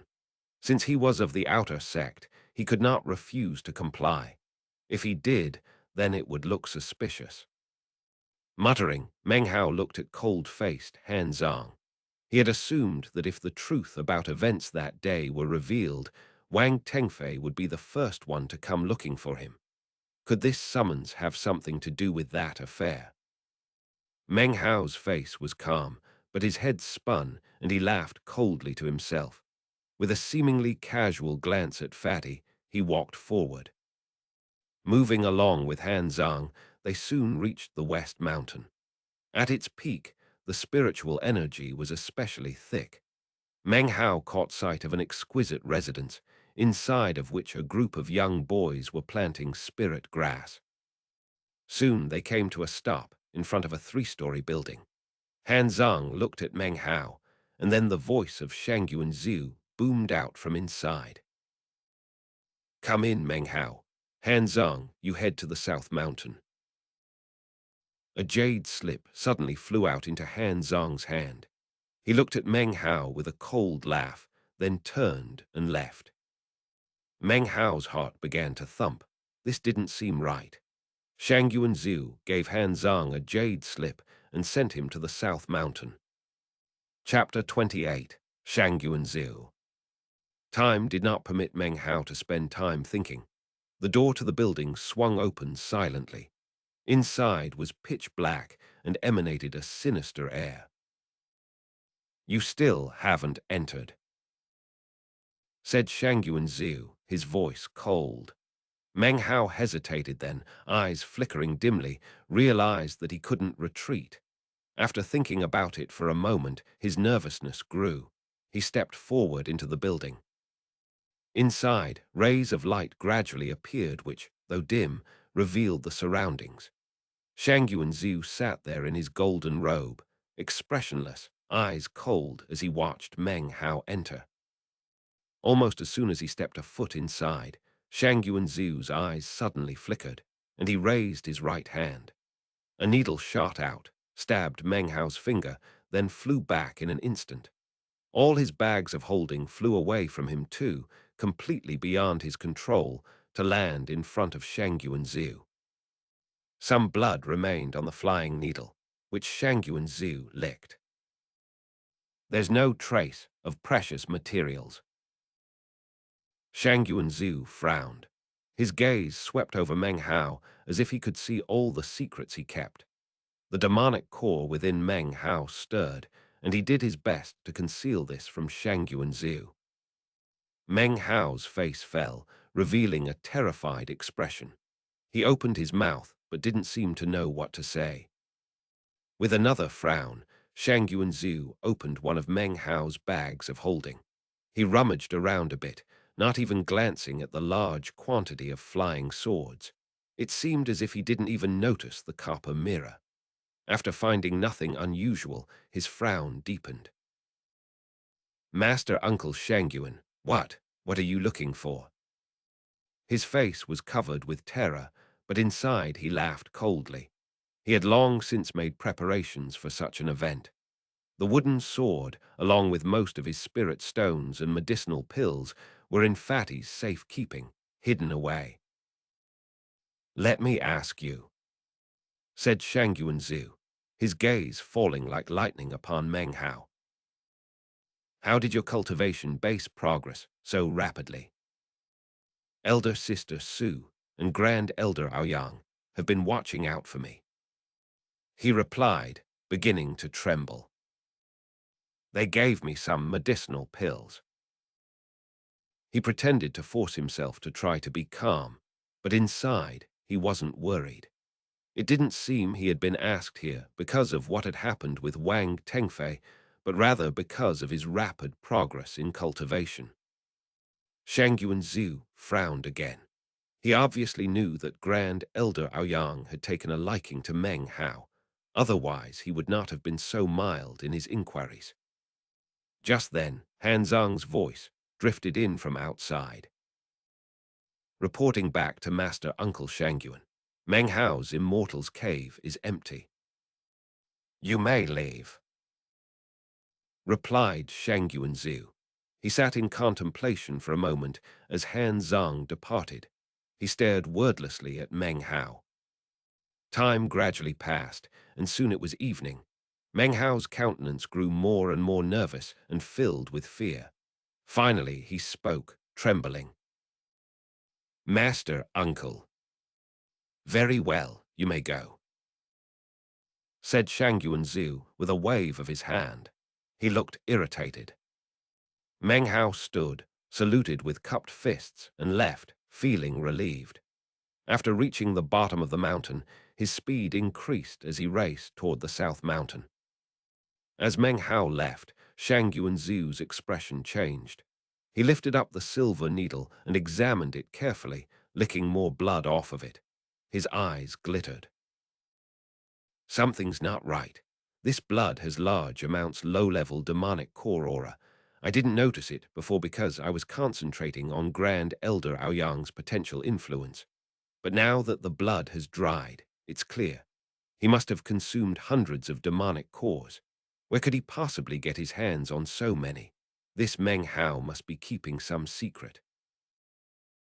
Killing intent filled Shangyuan Zhu's eyes, and his body leaped into the air in pursuit of Meng Hao. Meng Hao sped along at high speed, feeling relieved but also jumpy. He arrived outside the South Mountain Immortal's Cave, and as he approached, he saw Fatty stick his head out of the trees in the distance. Catching sight of Meng Hao, he ran over. I was scared to death, said Fatty, letting out a relieved sigh. Meng Hao, you were gone the whole afternoon. He took out the bag of holding Meng Hao had given him. Thankfully, no one noticed that I kept this hidden away. With a dignified expression, Meng Hao nodded and accepted the bag of holding. And yet, as soon as he laid hands on it, a whistling scream could be heard some distance away. A beam of prismatic light seemed to be approaching, within which could be seen an old man wearing a golden robe. It was none other than Shangyuan Zhu. He was flying. Only cultivators who had reached Foundation establishment could fly. With the assistance of magical items, one could glide for a bit, like elder sister Su, but this was not true flight. Seeing this, Meng Hao's heart shook. He watched his opponent flying down from the top of the mountain. He moved with a speed similar to Meng Hao's when he borrowed momentum from flying swords. Shangyuan Zhu immediately caught sight of Fatty handing the bag of holding over to Meng Hao, and his eyes flashed. Without a word, he shot toward Meng Hao, certain that he would be able to grab him. Today, he would learn Meng Hao's secret.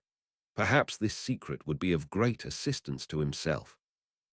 Meng Hao's expression changed, and his emotions spun. But the situation was urgent, and he didn't have time to think. He put away the bag of holding and grabbed Fatty. Then he leaped up, and a flying sword circulated around him to land underneath his feet. He shot off into the distance. It happened so fast that Shangyuan Zhu's pupils constricted. He let out a cold snort and flew off in pursuit. Fatty was so scared that his face was white. But he didn't move, afraid that he might distract Meng Hao. He trusted that Meng Hao would not abandon him. Actually, this was very true. Meng Hao was not that type of person. He knew that if he dropped Fatty, he might be able to move a bit faster. But he also knew that Shangyuan Zhu would then vent his wrath on Fatty. Damn it! To this guy, outer sect disciples are like ants. Only inner sect disciples are true cultivators of the Reliance sect. Gnashing his teeth, he looked back at Shangyuan Zhu, who was getting closer and closer. At the same time, Meng Hao was dropping closer and closer to the ground. He wouldn't be able to keep going much longer. He pushed forward as fast as possible, sweat breaking out on his forehead, his mind racing. He saw the outer sect up ahead, and suddenly he had a flash of inspiration. He knew what to do. His eyes shining, he leaped down to the ground, dashing into the outer sect. Then, regardless of the effect on his cultivation base, he gritted his teeth and once again leaped onto a flying sword. A whistling scream reverberated out, causing nearby outer sect disciples to crane their necks, dumbstruck. Shangyun Ziu's face grew dark. With a flick of a sleeve, he darted straight toward Meng Hao. The distance between the two grew closer and closer. When it reached roughly 30 meters, Shangyun Ziu's face suddenly changed as he realized where Meng Hao was heading. By then, it was too late to stop him. Meng Hao approached the outer sect square with its dragon-carved columns. On the tall platform, Grand Elder Aoyang sat in meditation. Beneath him in the square, Wang Tengfei also sat cross-legged, meditating. This was the registration location for the special promotion training. "I want to sign up," cried Meng Hao as soon as he entered the square. "Me too," shouted Fatty, the blood draining from his face. Shang Yuanziu stopped in his tracks just outside the square. Murder filled his eyes, but it quickly disappeared, replaced with a genial smile. Grand Elder Aoyang had opened his eyes.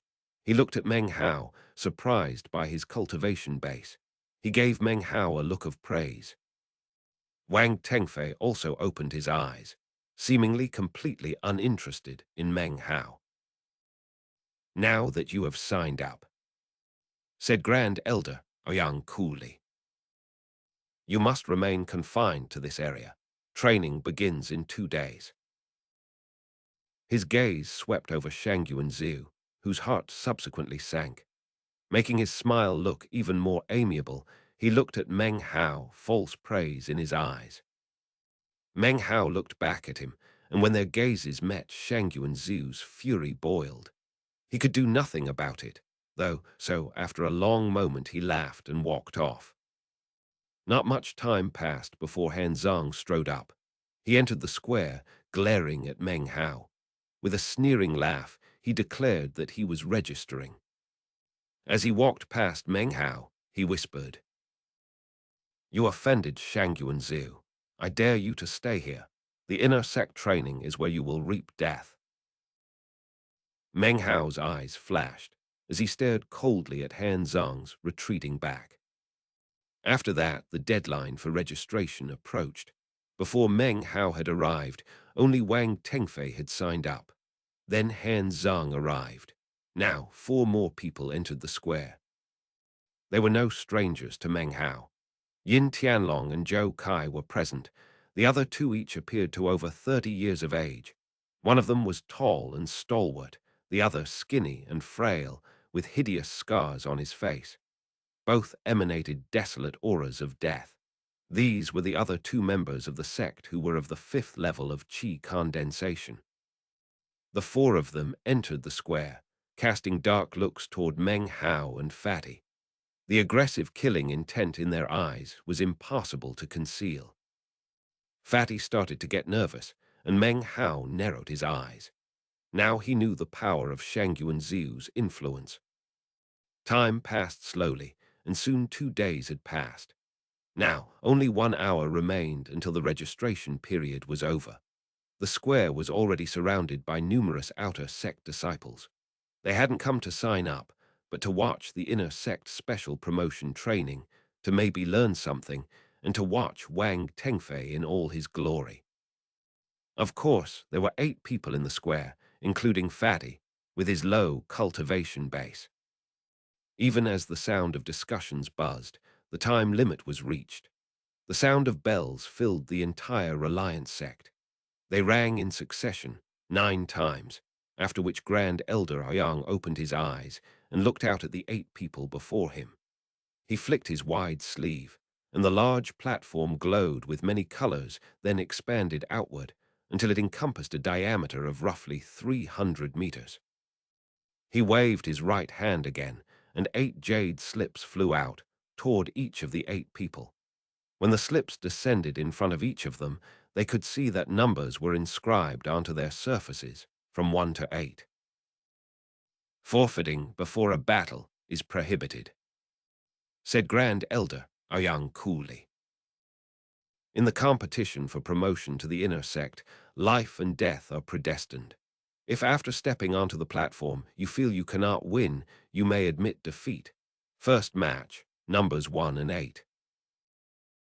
Wang Tengfei opened his eyes and raised up his jade slip, upon which was written 1. He stood and floated up to stand on the platform. The wind gently lifted his long hair. Clad in his snow-white robe, he looked perfect, beautiful, gentle, and refined. He smiled. This caused all the surrounding cultivators to let out a cheer. What none of them could see, however, was that beneath Wang Tengfei's smile was concealed the bitter pain of loss and defeat. At that moment, Shangyuan Zhu appeared in the crowd, glaring menacingly at Meng Hao. Chapter 29. Inner Sect Training. Yin Tianlong's face fell as he looked at the character 8 on the jade slip in front of him. Hands behind his back, he used his wind-walking technique to float up onto the platform. The moment his feet touched down, Wang Tengfei lifted his right foot, and suddenly the entire platform began to vibrate with a loud hum, as if some sort of blast was accumulating from all corners. Wang Tengfei didn't move, but the massive invisible force shot toward Yin Tianlong. When he saw this, Yin Tianlong's face changed. Wang Tengfei had not even moved, yet the massive pressure bearing down on Yin Tianlong was already making it difficult for him to circulate his spiritual energy. "I admit defeat," he said immediately and without hesitation. Apparently, he didn't want to hear any comments about his decision. Saluting deeply with cupped hands, he leaped off the platform and left the square. Grand Elder Aoyang remained expressionless. Slowly, he spoke again. "Wang Tengfei is victorious. Second match, numbers 2 and 7. As soon as the words were out of his mouth, Fatty looked at the character 2 written on his jade slip and began to tremble. At the same time, the scar-faced cultivator of the 5th level of qi condensation glared coldly at him, then stepped onto the platform. "Just walk up and then admit defeat," Meng Hao said to him in a low voice, pushing him forward. Fatty's ball-like body flew up onto the platform. As soon as he landed, he immediately said, "Admit defeat." He dared not speak 3 words, only 2, and yet the scar-faced cultivator's eyes flickered with murderous intent. Before Fatty could finish speaking, he lifted up his hand. A flying sword shot screaming toward Fatty at incredible speed. By the time Fatty said, "Admit," it was 2 meters from his throat. By the time it was obvious what was happening, it was too late. Meng Hao's face changed, and he shot to his feet. At the same time, Grand Elder Aoyang flicked an object out with his fingers. Right before the flying sword penetrated Fatty's throat, a ringing sound could be heard, and the sword flew away. Fatty was left with a small nick on his neck. Fatty took a step back, his face pale. Then he jumped down and returned to Meng Hao, so scared that his legs were like rubber. He had never before experienced the closeness of death in such a way. Meng Hao looked at the line of blood on Fatty's neck, and a murderous look appeared in his eyes. His opponent had attacked with extreme ruthlessness and an obvious desire to kill. Were Meng Hao his opponent, that would have been fine, but Fatty's cultivation base was too low. To attack him in such a way was going too far. Looking around, Meng Hao caught sight of Shangyuan Zhu standing in the distance, his grim face filled with murder. Flames of fury burst out in Meng Hao's heart. He had never done anything to offend Master Uncle Shangyuan. Master Uncle Shangyuan was the aggressor, the one who attacked with deadly force. In all his years in the Reliance sect, Meng Hao had never revealed an intense desire to kill. But now, His eyes shone with clear killing intent. What had just happened was so obviously fishy that even the surrounding cultivators could tell. One after another, they began to look at Meng Hao. Discussions broke out. "Next match, numbers 3 and 6, said Grand Elder Aoyang with a frown. Han Zhang stood, the number 3 jade slip in his hand. As he walked past Meng Hao, he whispered, "You offended Master Uncle Shangyuan. You won't be the only one to die today. Your friend will die too." You could say that other than a Grand Elder, Shangyuan Zhu was the most powerful and influential member of the sect. Because of the decline of the Reliance sect, its numbers were few. The chaos of the sect rules and mutual slaughter among the outer sect disciples, all of this was because the Reliance sect was at the end of an era and just wasn't like it used to be. There were fewer medicinal pills, so how could they be distributed fairly? There were not many spirit condensation pills, so of course they became objects of deadly struggle between the disciples who wished to consume them. So let there be chaos, every man for himself. Whether it be members of the first level of chi condensation or the fifth, let chaos rule and death. There was no fairness here. Life and death were determined by destiny. There were no sermons, no one giving instruction on how to practice cultivation. There was only the chi condensation manual. Whether you were a worm or a dragon, you could only rely on your luck. If you succeeded, you lived. If you failed, you died. If you were tough, you survived. If you were weak, you didn't. Whoever could kill their way to the end of the path would become an inner sect disciple, and then be a true member of the Reliance sect and Elder Aoyang's true student. In the past, sect leader He Luohua had been focused on making the sect more powerful, but weighed down by the pressures of reality, he had completely exhausted himself and had long since hidden away in seclusion. Grand Elder Aoyang had a soft personality, and as far as his cultivation went, he was in his later years of longevity, with not much time left.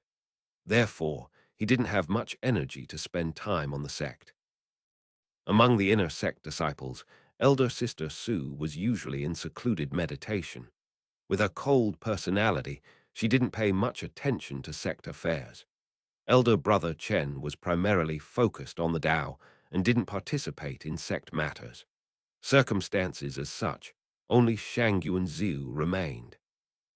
His cultivation base was at the 9th level of chi condensation, and he was over 90 years of age. He had served the sect well and could not help but become the master uncle to the disciples of the sect.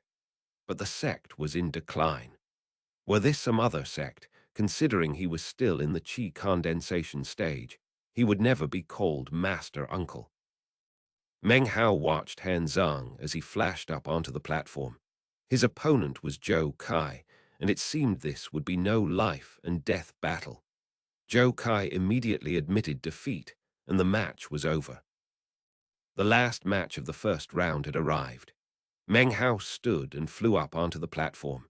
His opponent was the tall, strong man who had a chi condensation of the 5th level. His aura radiated murder, and from the look of him, he had experienced many bloody battles. He looked at Meng Hao and growled, running straight toward him, his body expanding. He raised his hand, and instantly a shining battle axe appeared. This was clearly no ordinary object. His face dark, Meng Hao slapped his bag of holding. A swift, sharp flying sword appeared and shot forward. But by the time it was about 2 meters away from the big man, a soft shield appeared, blocking the flying sword. "You're gonna die today," said the big man with a hideous grin. Before coming to the training, Shangyuan Zhu had given him a magical item. Even if Meng Hao's cultivation base was a bit higher than his, he didn't have anything to worry about. "Boom," said Meng Hao coolly, his facial expression the same as ever. The flying sword exploded with a bang, sending the big man flying backwards. The shield in front of him flickered, preventing him from being injured. Laughing, he charged again. But Meng Hao was faster. He dashed forward, slapping his bag of holding. Two flying swords appeared, shot forward, and then exploded. The blast reverberated and the shield bent. The big man's face changed, and before he could even react, four more flying swords shot forth. A massive explosion rang out, and the shield was ripped to pieces. The attack stabbed through, directly into the big man's chest. He let out a miserable cry and spat out a mouthful of blood. Before his body could hit the ground, another flying sword shot forth from Meng Hao, glittering as it stabbed into the man's throat. He fell twitching to the ground in a pool of blood, dead. Since entering the sect, Meng Hao had not killed very many people, but this time he had slain the man with vicious ruthlessness. He floated down from the platform, giving Han Zhang a cold glance. "Next, you die," he said, sitting down cross-legged and closing his eyes. Han Zhang's pupils constricted, and his killing intent grew stronger. A buzz of discussion rose from the surrounding cultivators as they recovered from watching the scene. They had been shaken by its bloodiness. Meng Hao is victorious. The first match of round 2 is Wang Tengfei and Su Ji. Grand Elder Aoyang's voice was cool, as if he hadn't even noticed the reek of blood in the air. Su Ji was the cultivator who had tried to kill Fatty moments ago. As soon as he stepped foot on the platform, he admitted defeat. Giving Wang Tengfei a respectful salute, he turned and left the square as quickly as possible. At this point, everyone could see that, be it Han Zhang or the 4 cultivators of the 5th level, their goal was not to be promoted, but rather to kill Meng Hao. Match 2, Meng Hao and Han Zhang. Grand Elder Aoyang looked intently at Meng Hao, and as soon as he finished speaking, silence prevailed. Everyone stared at Meng Hao and Han Zhang. Meng Hao looked as somber as ever as he stepped onto the platform. Han Zhang arrived at almost exactly the same time. No introductory remarks were necessary. They both attacked at the same time. A thunderous sound rang out as 3 flying swords appeared, circling around Meng Hao. A shield appeared, revolving around Han Zhang, and in front of him appeared a glowing, 5-colored banner. It instantly swept toward Meng Hao. Meng Hao said nothing. As the 5-colored banner approached, he didn't retreat. He lifted his left hand, and instantly a 15-meter-long flame serpent appeared. It roared and flew forward. The flame serpent didn't appear to be just a snake, but more like a python. Blistering heat radiated out from it as it flew. At the same time, Meng Hao's right hand slapped his bag of holding. 6 flying swords appeared and shot forward. Han Zhang laughed coldly, his eyes shining with murderous intent. He took a step forward, then slapped his left hand onto the ground. When he stood, a deep rumble could be heard, and the entire platform began to shake. In front of him suddenly appeared a stone golem, approximately 3 meters tall. With a roar, the stone golem charged forward at incredible speed. When it slammed into the flame serpent, a massive explosion thundered across the platform. Amidst the roar, the 5-colored banner shot forward, approaching Meng Hao's flying swords. Han Zhang's eyes glittered brightly. 5 Radiance's art. As soon as the words were out of Han Zhang's mouth, the 5-colored banner suddenly shook, and then began to shine brightly in all directions. A 2-colored stream of mist shot out from it, transforming into 2 spirit creatures, who charged toward Meng Hao with shrill screams. The second of the 2 mist spirits was only partly visible. Obviously, because of his cultivation base level, Han Zhang was limited in his ability to use this art. As soon as the 2-colored mist spirits appeared, the surrounding cultivators cried out in astonishment. That's Master Uncle Shangyuan's consummate 5 Radiance's art. They say it's one of the most powerful arts for sect members who have perfected their foundations. Brother Han Zhang can only summon 2 of the colors. So Han Zhang can use this art. Yeah, it must be because of that banner. Could it be a magic item provided by Master Uncle Shangyuan? Emitting shrill, ear-piercing cries, the two-colored mist spirits shot toward Meng Hao with irresistible force. The moment his 6 flying swords touched them, the swords shattered into pieces. Chapter 30. Kill Hanzang, Battle Wang Tengfei. Standing in the square beneath the platform, Shang Yuanziu's lips twisted with a grim smile. He didn't care at all whether Meng Hao lived or died. He only wanted the treasures within in Meng Hao's bag of holding. After Meng Hao had registered for the inner sect promotion training, he had gone to find Zhou and Yin to inquire after the events which had occurred in the Black Mountain. He knew that Meng Hao had provoked masses of demonic beasts with some supposed demonic magic. Shang Yuanziu was convinced that it was no demonic magic, but rather a magical treasure. Meng Hao's eyes narrowed. He watched the two-colored mist spirits approaching. He raised his left hand and waved it in front of him. An invisible wind blade appeared and shot toward the mist spirits at high speed. At the same time, Meng Hao quickly swallowed a handful of demonic cores, then slapped his bag of holding and flicked his sleeve. A stream of sword auras flew from the bag. In the blink of an eye, 20 had appeared, filling the air. It was quite shocking. The swords also shot toward the two-colored mist spirits. Many of the flying swords appeared to be in bad condition or of different colors. Upon seeing this, the surrounding cultivators gasped with astonishment, but before they could even begin to discuss the matter amongst themselves, the wind blade reached the mist spirits, and a bang rang out. The mist spirits vibrated. Then the flying swords hit, and 2 miserable shrieks could be heard. The two-colored mist spirits were extraordinary, but there were just too many swords. The mist spirits were torn to pieces, and the swords continued on to slash into the 5-colored banner. A massive explosion occurred, and the banner disintegrated, along with about half of the swords. Han Zhang watched on, stupefied. Meng Hao slapped his bag of holding, swallowing another demonic core, and produced 10 more flying swords, which shot forward. Han Zhang had never imagined Meng Hao would have so many flying swords. He retreated backwards, waving his right hand. A shining, 2-layered shield appeared around him, but he was still concerned. The hairs on his body stood on end, and his skin felt numb. He knew that life and death hung in the balance here. His right hand moved again, and a jade pendant appeared in front of him, adding another layer of shielding around him.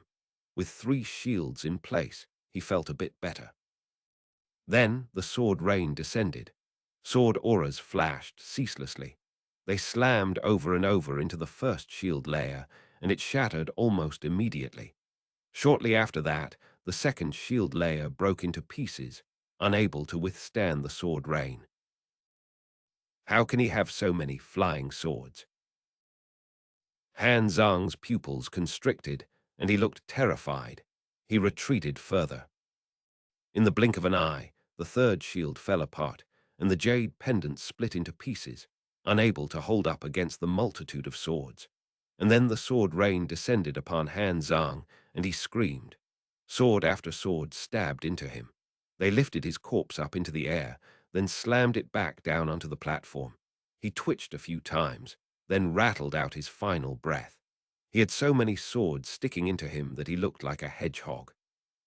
Everyone watching gasped, their faces filled with astonishment. How can there be so many flying swords? So many flying swords, no wonder he owns a shop. A few days ago I saw him sell at least 10. He hasn't just been selling medicinal pills recently. He's also been selling magical items. Meng Hao must have had some sort of windfall.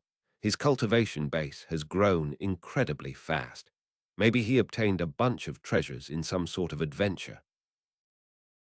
The buzz of discussion filled the air, and as it did, Shang Yuanziu frowned, his face dark. Meng Hao stood on the platform, face pale. He still had some spiritual energy left. His attacks, especially the last one involved 20 flying swords, had quickly drained him.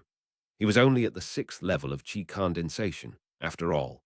Fortunately, he had been consuming demonic cores throughout the battle to replenish himself.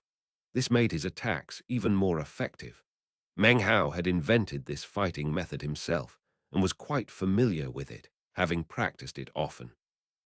He waved his right hand, and the swords lifted up from Han Zhang's body and returned to him, dripping blood along the way. They circled around his body before returning to his bag of holding. He descended from the platform and sat down cross-legged next to Fatty. He popped a demonic core into his mouth and felt it dissolve. He didn't care if people saw him consuming so many. As far as they were concerned, after the affair at the Black Mountain, he should have been able to acquire quite a few demonic cores. Furthermore, he had another battle to be concerned about. The humiliation he had endured under Wang Tengfei's 4-finger attacks would be repaid today in full measure. He had been waiting for this day a long time. Grand Elder Aoyang looked at Meng Hao, his eyes filled with obvious approval. His admiration of Meng Hao had continued to grow from the day he entered the sect. In his eyes, Meng Hao was growing up. His face radiated contentment. Grand Elder Aoyang didn't care what stroke of good fortune Meng Hao had. As a cultivator, good fortune was a blessing dictated by fate. He especially liked people who were blessed with good fortune. His smile filled with kindness, but inside he felt regret and nervousness. Regardless of who lives or dies in the battles of the inner sect training, Wang Tengfei's latent talent is something rarely seen in the span of 100 years. His cultivation base is extraordinary at this young age. If he manages to perfect his foundation, he will be a talent rarely seen even during the sect's glory days. Meng Hao just isn't a match for him. He sighed. Standing there in the crowd, Shang Yuanzu's face grew even grimmer. He narrowed his eyes. He had never imagined that Meng Hao would be able to defeat Han Zhang, especially since he'd bestowed a powerful treasure to him. The power of the mist spirits, summoned by the 5-colored banner, should have been able to destroy Meng Hao with no problem. And yet Meng Hao's dozens of flying swords had ripped it to shreds. Even Shang Yuanzu had been shocked to see so many flying swords. Even though they were low-level swords, they were still sharp. Even scrap iron in such large numbers could shock and amaze. At this moment, far away on the East Mountain, stood a middle-aged man of approximately 40 years of age. He wore a black robe and had the look of a scholar. As he watched the battle unfold in the outer sect square, his eyes filled with strange light and came to focus on Meng Hao. This kid, he wasn't worth noticing before. His latent talent is nothing extraordinary, but he seems to possess incredible good fortune. This man was none other than the amazingly powerful sect leader He Luohua, who had already reached core formation. If he wasn't up against Wang Tengfei, this kid might be able to join the inner sect. But it's Wang Tengfei. It will be difficult. He Luohua watched Meng Hao with kind eyes. As a core formation cultivator and the sect leader of the Reliance sect, he didn't pay much attention to the twists of fate and fortune that occurred amongst disciples who still practiced qi condensation. Things would play out naturally. If a disciple was lucky, then he would be happy. But with Wang Tengfei present, He Luohua didn't give much stock to Meng Hao's chances to gain victory. It's too bad there are only 3 pieces of Vorpal jade. Wang Tengfei's spot was decided upon long ago. Otherwise, He Luohua shook his head, trying to decide whether or not to intervene if it seemed Meng Hao would die. He sighed. Time slipped by. Grand Elder Aoyang watched on in approval as Meng Hao's spiritual energy slowly restored. He was clearly showing partiality to Meng Hao, but none of the onlookers dared say anything. As for Wang Tengfei, he didn't pay attention to anyone. Even though Meng Hao's rapid advancement in cultivation base was astounding, Wang Tengfei didn't think about it too much because of Grand Elder Aoyang's intervention that time. Deep in Wang Tengfei's heart, he didn't think or even consider it possible that Meng Hao could be the person who took his treasures.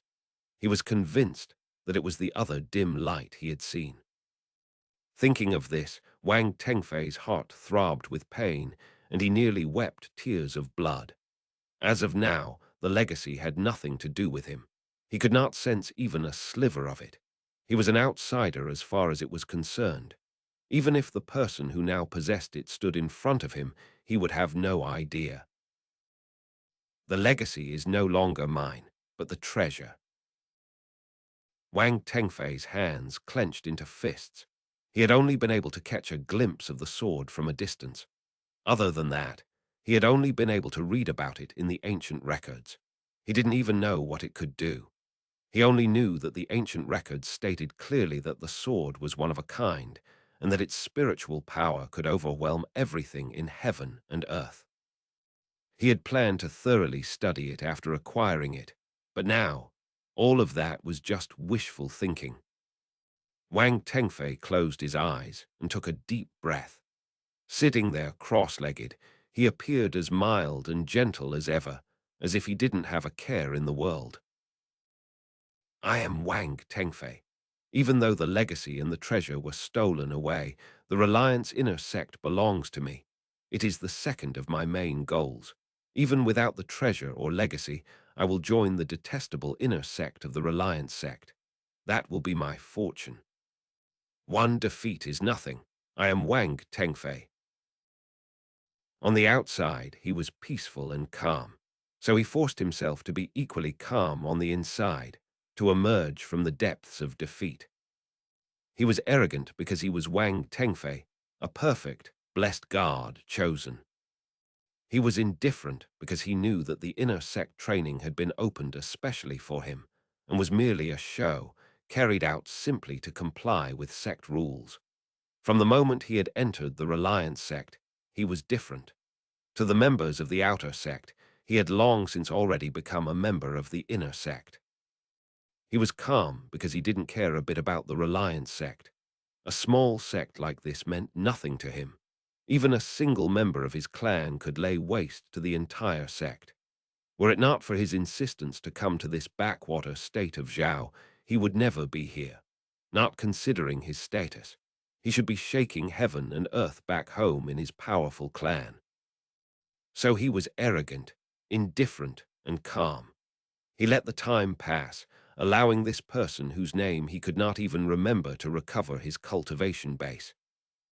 Enough time passed for an incense stick to burn, and then Meng Hao suddenly opened his eyes. They glittered with the desire for battle.